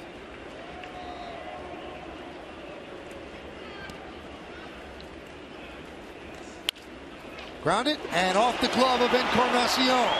Throw to first. They get Jones. Throw to third. Headley's in there. Run scores. Yankees lead 1-0. So you score that 3-4-3 and an RBI for Jones. What a play by Devin Travis. Watch this ball hot smash off Encarnacion's glove. You would think, okay, that's going to the outfield base hit. What a play, and a heads-up play by Encarnacion. Just Donaldson couldn't get a handle on it. You see Headley come off, Encarnacion off the end of his glove, get up, because Devin Travis did not give up on that play. All right, so 1-0 Yankees. Murphy now with a runner on third and 2 outs. Popped up behind the plate. Tolley makes the play, and that will do it. For the Yankees, 1 run, 1 hit, 1 man left at the end of 6.5. Time for the 7th inning stretch. 1-0 Yanks.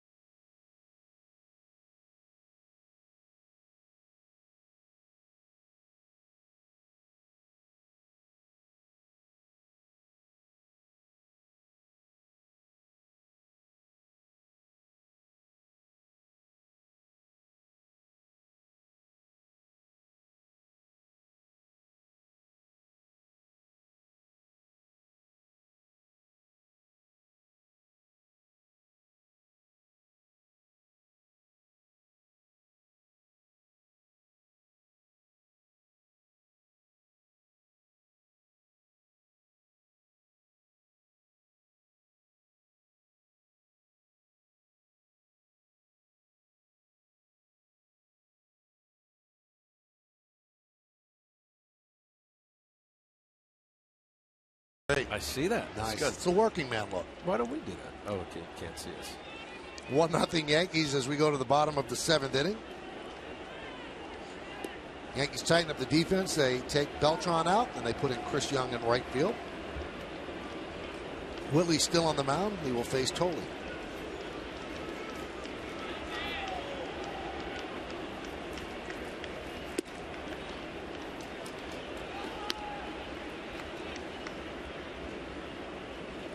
Whitley with a modified stretch windup. It's still a windup, but very little movement. He'll just kick that leg back and then up. 1-1. Well, I mean, Chase Whitley, majority of his appearances in the minor league has been from the stretch, or from as a reliever from the stretch. And you see that, Michael, even though relievers start an inning with nobody on base, that's what they're accustomed to, because when they come in, they're from the stretch, having to make an out or a big pitch. So it makes sense.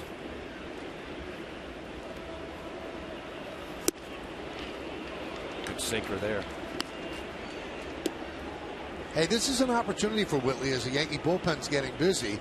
When he started his first start, that was just to be the 6th guy in the rotation, give everybody an extra day off. Then he was going to go down the next day. But that was also the day they announced the injury to Masahiro Tanaka. So Whitley's got a month to show I belong in this rotation, because there's help on the way with Capuano and Nova on the horizon coming back from their injuries. That's right. You know, and second time around last year, he did a nice job. I know his ERA was in the 5s, but as far as the versatility of starting and relieving, of his 24 games, 12 of them were as a starter. And he gets Tolley. Murphy gets an angle. 1 away. Take a look here. I know he's got a good changeup slider. That's a changeup. Boy, his changeup is good. It's got downward break, almost like a breaking ball. Seen a lot of those kind of spike changeups. Ball was 83, 84 miles an hour. Again, look at that. You see the beautiful, look at that circle changeup. Get some pronation and a nice job again by John Ryan Murphy to block that baseball. Here's Valencia. Missed inside.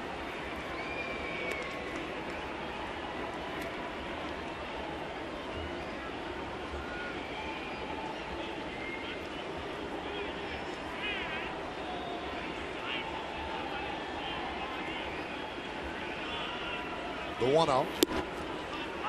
1-1.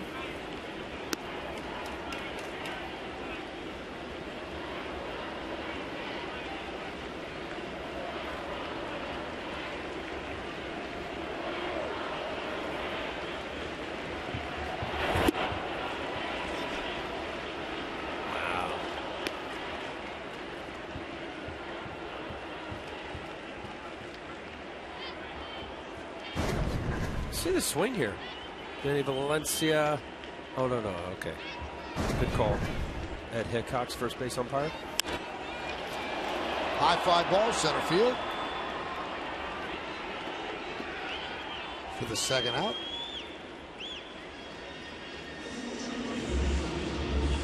This copyrighted telecast presented by authority of the New York Yankees and may not be reproduced or retransmitted in any form.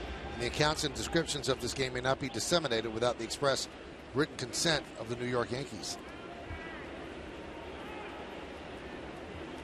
Pitch count's in good shape for Whitley. 82 pitches, 60 strikes, and here's Ryan Goins.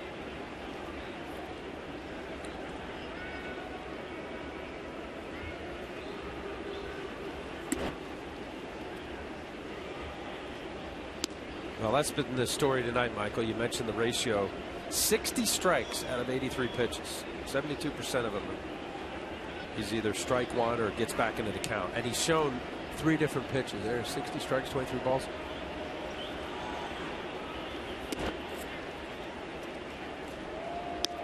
Late movement and being unpredictable.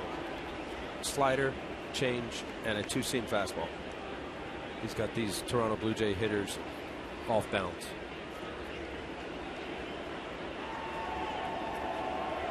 The 2-0. There's a strike.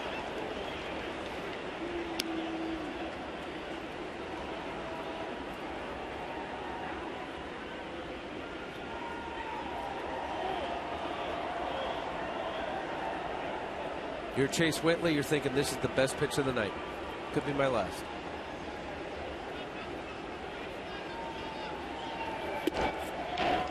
Three and one.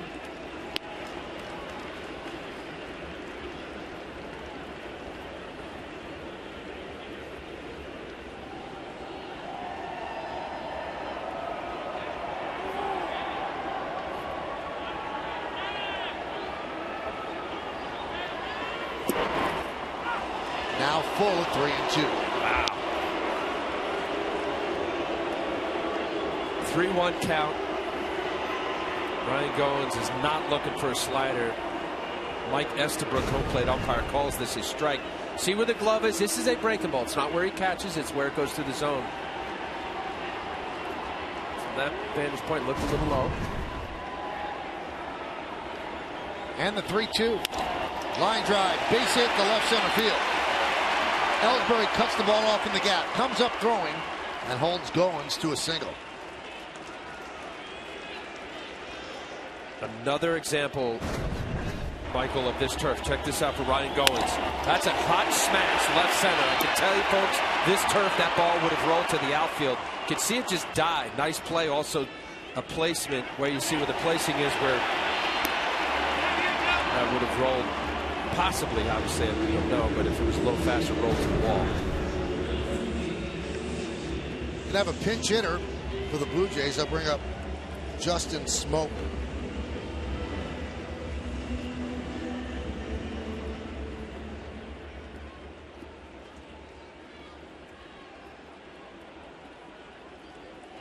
He's got power.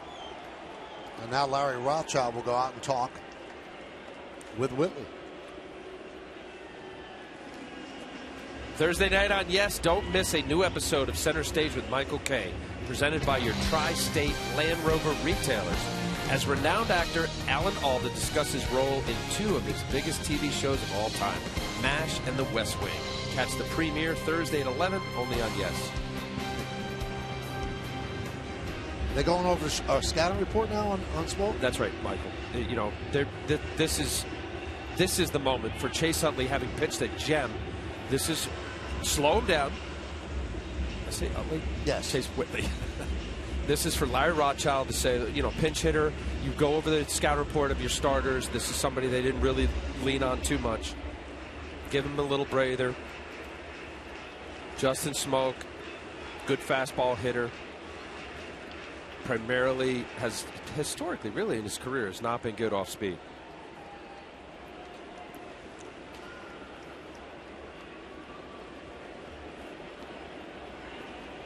Jones holds Goins at first. Yankees have three infielders on the right side.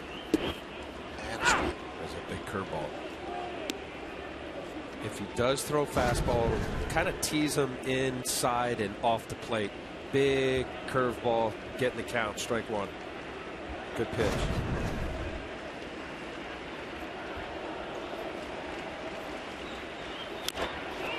Chop to first. Jones touches up, and Whitley with a strong 7 innings of work. We go to the 8th inning at Rogers Center. Yankees 1, Blue Jays nothing.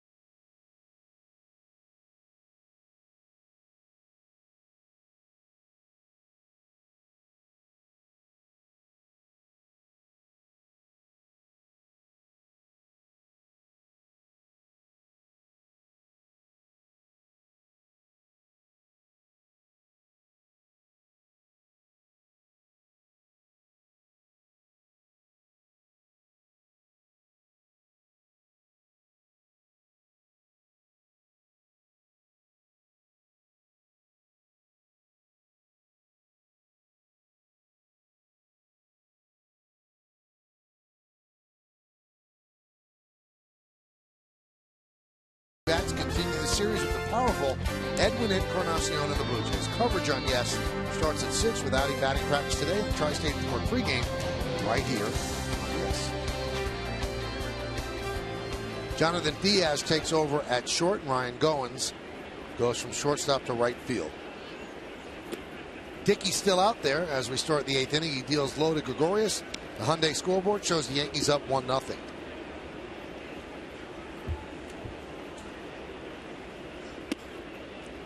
Crowd of 19,217 on a Monday night watching these two teams go at it.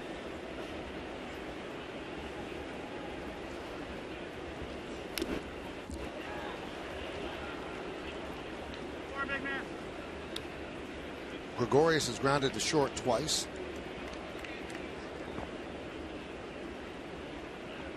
Oh, kind of twofold, Michael. John Gibbons, the manager of the Blue Jays, giving R.A. Dickey a chance to throw up a goose egg here, and maybe his team's come back and score. He's pitched a good game. And also, unlike the Yankees, who have a phenomenal bullpen, third in baseball with a 1.68 ERA, the Blue Jays are 23rd in baseball. Yeah, he doesn't want to go to that bullpen. Yeah, if he can help it. 2-2. Fly ball shallow center. Pilar. 1 out.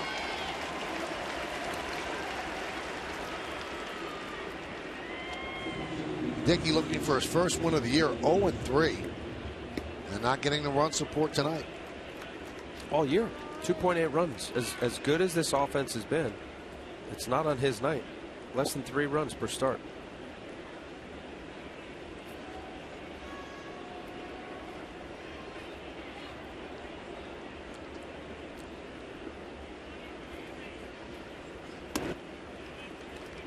Ellsbury doubled his last time up. He is 1 for 3. That was Dickey's 100th pitch, and there's the breakdown. A lot of pitches in the 7th when the Yankees scored a run.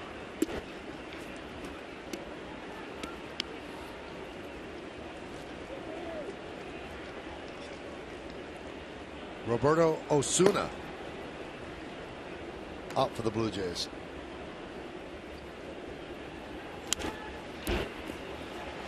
Popped up left side, long run, and it's going to be caught by Donaldson.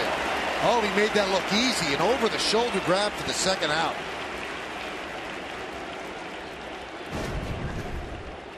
Off the end of the bat, see Ellsbury. Let's take a look. Talk about a great defender. It's like a corner end zone catch.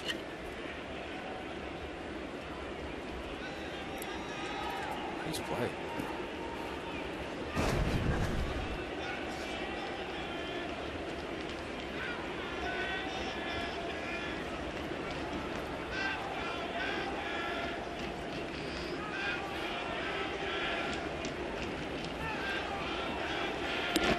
Along with Al Leiter and Meredith Moragovitz, I'm Michael Kay, and we thank you for joining us on Yes as the Yankees take on the Blue Jays. It's 1-0 in the top of the 8th inning.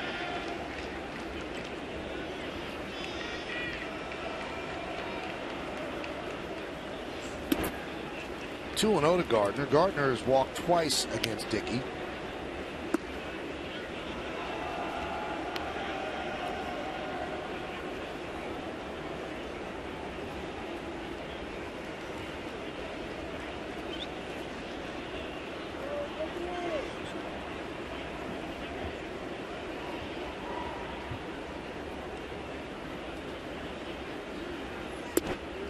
There's a strike.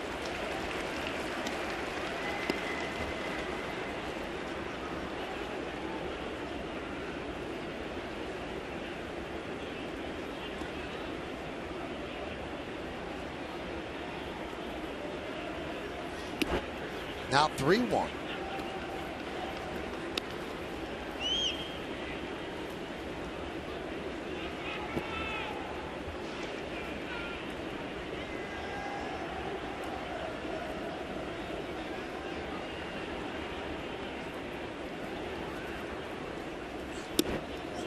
And now the count is full.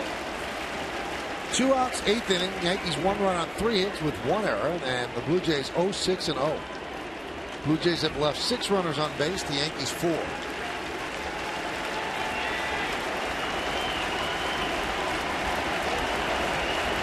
And the payoff. Fly ball right center. Pilar is there, and he puts it away for the final out of a 1-2-3 inning. We go to the bottom of the 8th. It's 1-0 Yankees.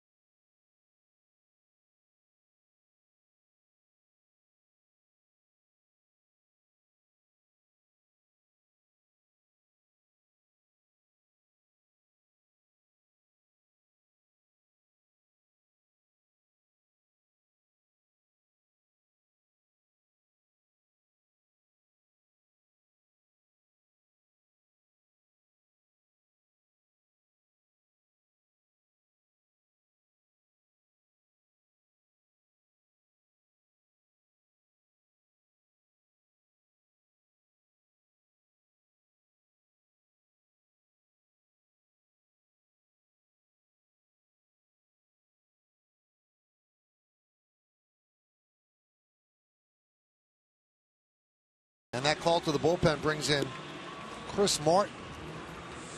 And overall, the Yankee bullpen has been one of the strong points of the team. Team's in first place, and the bullpen's a big reason why. Third in ERA, third in innings pitched, first in strikeouts, second in opponent's batting average against. Kansas City leads in ERA and opponent's average against. Now, the bullpen configuration tonight's a little different because Andrew Miller threw a lot of pitches last night in the ninth inning. Also has pitched 3 out of the last 4 days, so he's not going to work. And it looks like Betances will be the closer today, so have to get the 8th inning.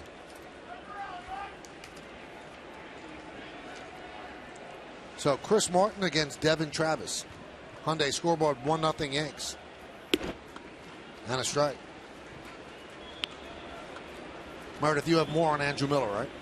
Well, Michael, I asked Joe Girardi whether or not he would stay away from Miller this evening, and he said in a perfect world that is going to be the plan. Now, he also stayed away from him on Saturday in Boston after throwing back-to-back days, and Miller said then that he wanted to pitch. He went through his pregame preparations as if he were going to pitch, but then Joe Girardi opted to use Dellin Betances. So Miller isn't a guy that's going to say to Joe Girardi, I don't want to throw, I can't throw, but Joe Girardi usually uses an awful lot of caution when he's dealing with his relievers, so I wouldn't expect him to turn to Miller tonight.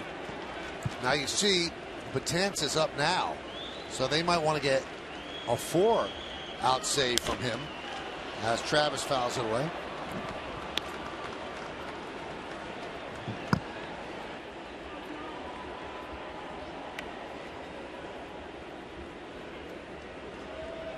Top of the order for the Blue Jays.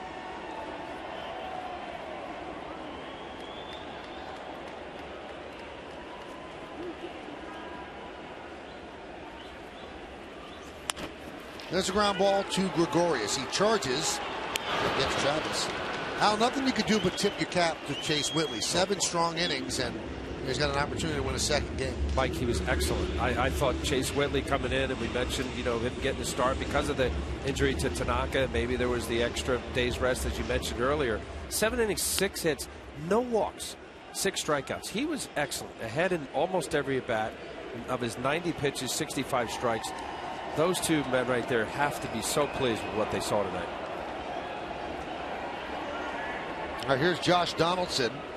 Doubled his last time up against Chase Whitley. He's 1 for 3. Fouled the other way. When you're looking at the Yankee bullpen, I know we put up those numbers, but there's many places where I believe Joe Girardi can feel comfortable outside of just Dellin Betances and Andrew Miller.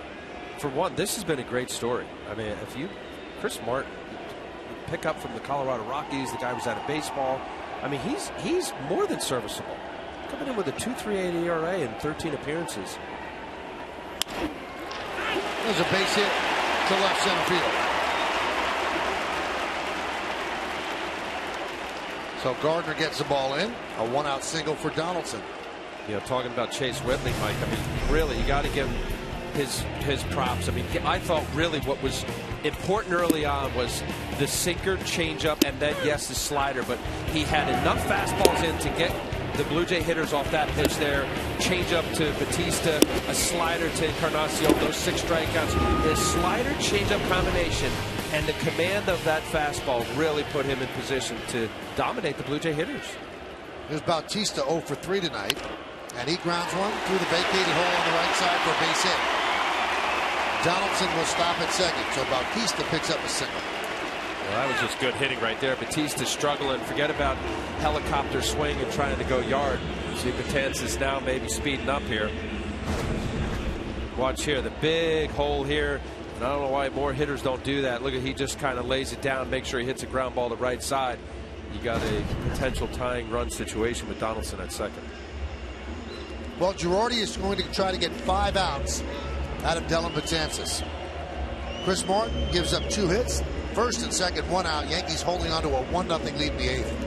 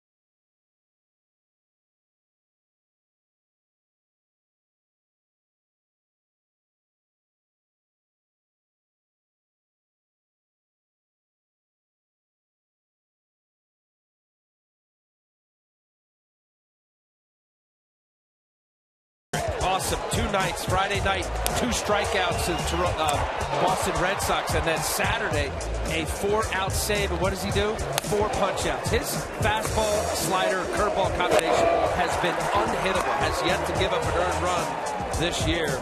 Very impressive. Dellin Betances in the 13 games, 14 2/3 innings, only 6 hits and 25 strikeouts. And there are the numbers. And the walks came early when he was still trying to find it. Didn't have the good fastball, but it's all come together for him. And he's just as liable to throw a breaking ball as he is that blistering fastball. Here's Encarnacion. 0 for 3. Fly ball down the left field line. It is going to fall in for a base hit. 1 run scores the tie. Moving to third, Bautista. And into second with an RBI double, it's Encarnacion. We're tied at 1.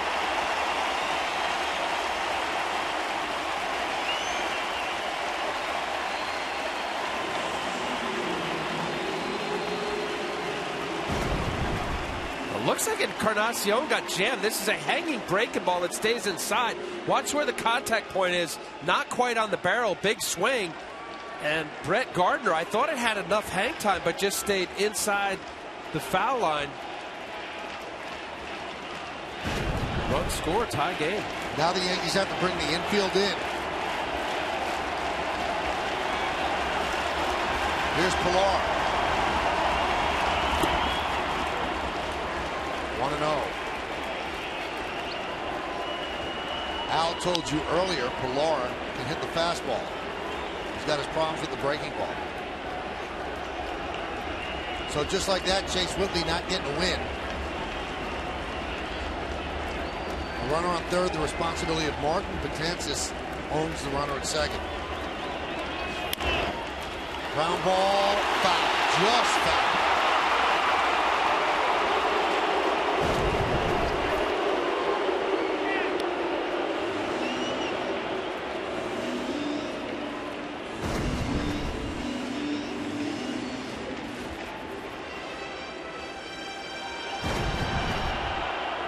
Close.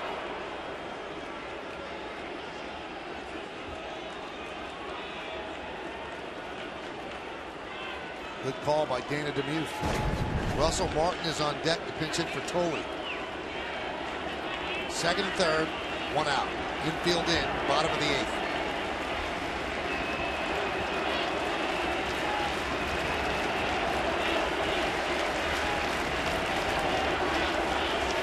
Swing and a miss. 98-mile-an-hour fastball. After a breaking ball and then fastball in, this is just gas up and away. What do you go with now, Lau? You know what? I said the numbers earlier. I think he puts away so many guys with his breaking ball. I'd go breaking ball. Yep. Popped up, shallow center.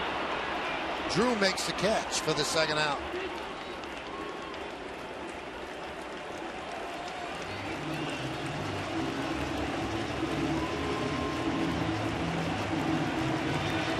Now here's Russell Martin to pinch hit for Josh Tolley. Martin, the former Yankee, big free agent signing during the offseason. The day off tonight with Dickey pitching. Now the infield could back up. Tolley was 1 for 3 while he was in there.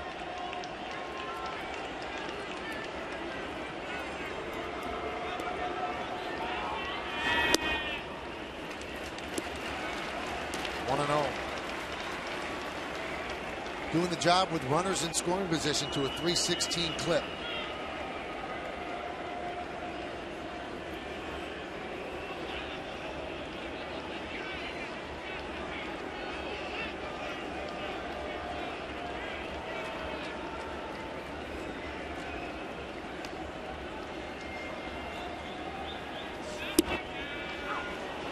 Drop the breaking ball in there for a strike. Now Headley wants to talk with Betances.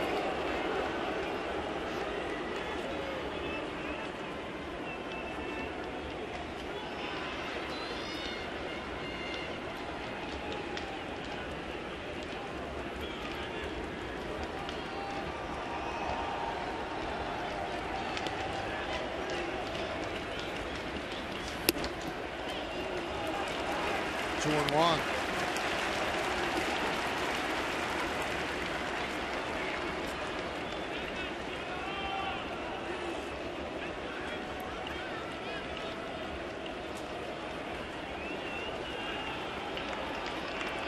Two balls, one strike. Go ahead run at third. 1-1 game. And the pitch. Fastball's high, 3-1. You have Valencia on deck. First base, of course, is open.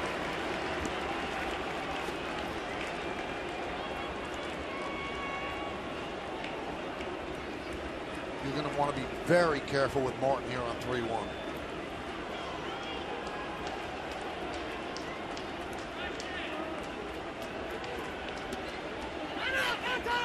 Time was called. Right in the middle of his line.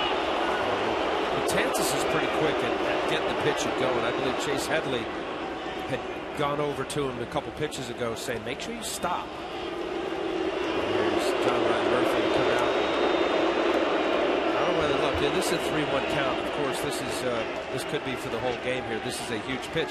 Betances is so good at curveball confidence in throwing for a strike, and if it means he throws a curveball here and walks him, you start over with Danny Valencia.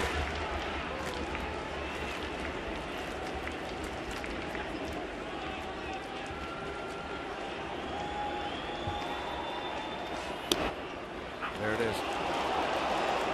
Now he could go either way. If he's willing to throw a 3-1 curveball, gets a good strike out of it, now that creates a lot of doubt in Russell Martin's head. Does he throw it again? Is it fastball?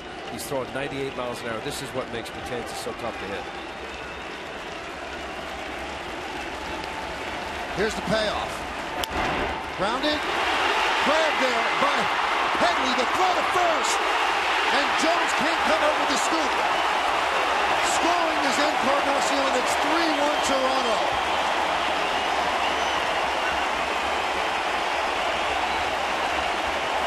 That's some play by Headley. And Jones is not marked to share at first. Not easy to come up with a scoop, but I think if he does, Martin's out. I believe you're right, Michael. First of all, Chase Headley, to stop this baseball from it not being a double down the line, a phenomenal play. This ball is beyond him. And then gets up quickly. Strong throw. Watch this ball. This is foul ball. And quickly throws over a tough in-between hop for Garrett Jones. I think you're right, Michael. I think if he does come up with that.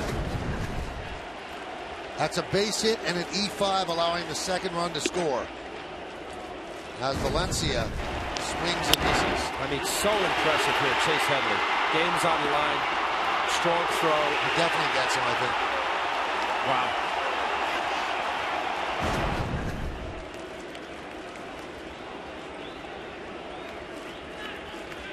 Runner goes, pitch outside, throw to second, stolen base for Martin.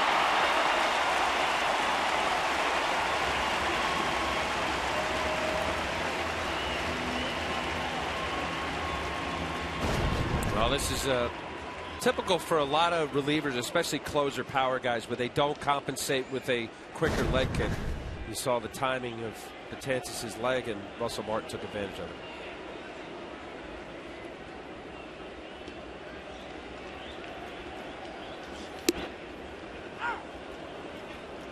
Count 1-2.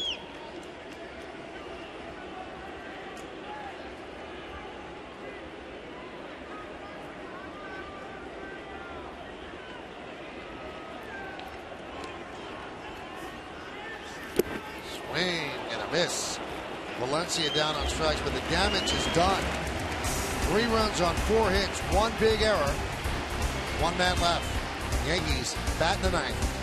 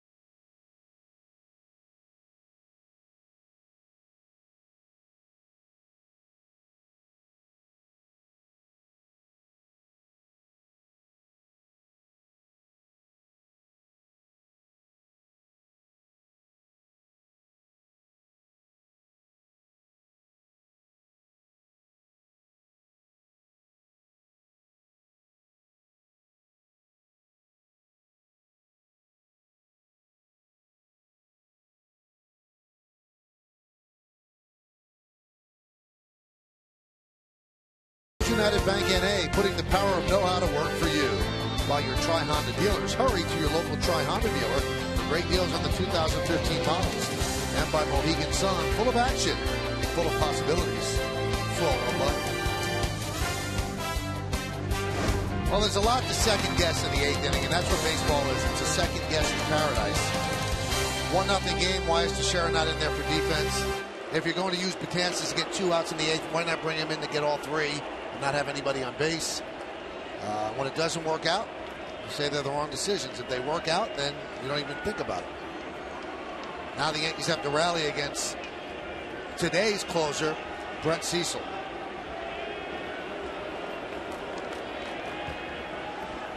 Cecil lost his closer's job in the middle of the first series at Yankee Stadium.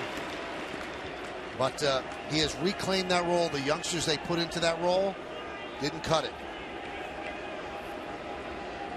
So 3-1 Toronto.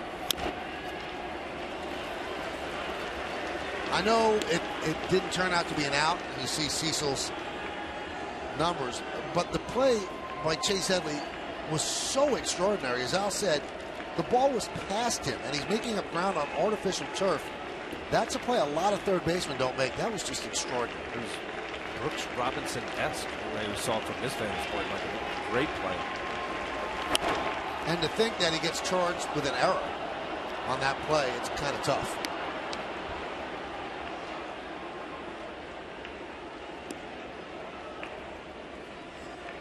Well, how often do you see it, Michael? The less range or UZR that's now part of the whole sabermetric statistics, that guys that can't get to as many balls don't make as many errors. They don't make as many errors. The 0-2 to A-Rod, and that one is wrapped into left field, and it's caught by Valencia for the first out. You know, you mentioned about Brett Cecil. Let's take a look at Chase Headley's play. What a play. What that, you know, from that angle, he's actually diving toward left center field. You know, for the completion of what started out to be a phenomenal play. It's a shame Garrett Jones couldn't come up with that, because that would be a highlight reel for sure. All right, here's Chris Young, who did come in for defense for Beltran. In right field, his first at bat. Wrap foul. You know, you mentioned about Brett Cecil, who you know, had the closer job for the first series at Yankee Stadium, and then was relinquished. Miguel Castro, the young flamethrower, they sent him to AAA. But Cecil, you look at his splits, Michael. Left-handers are batting .500, right-handers are .176. 3 for 17 right-handers, 5 for 10 left-handers. You look at his appearances. Over his last 6 games, he's given up the 4 earned runs.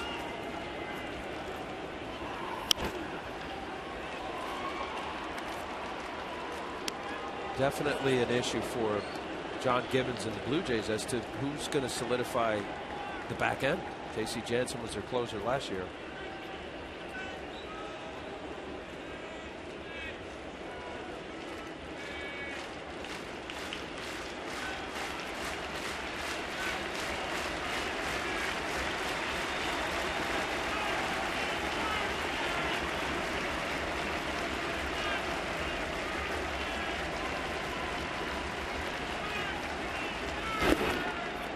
Two and 2 to Chris Young.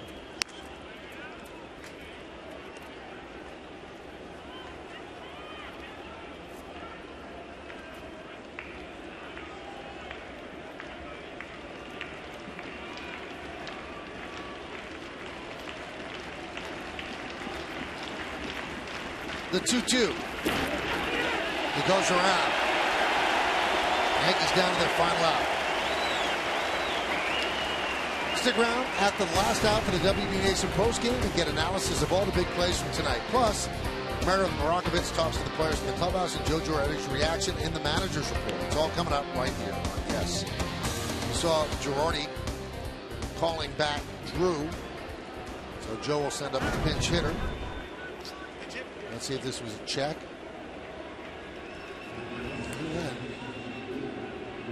And they send up Gregorio Petit for Stephen Drew.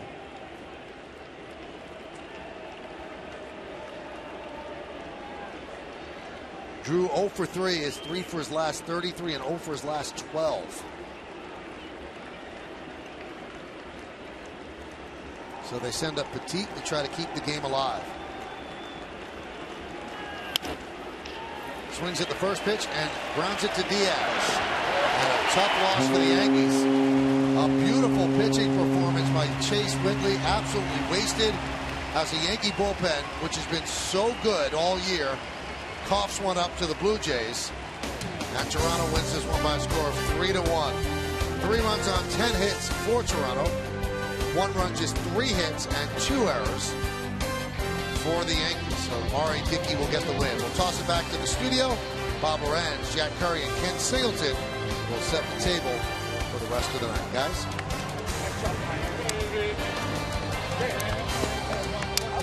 Activated. Let's go.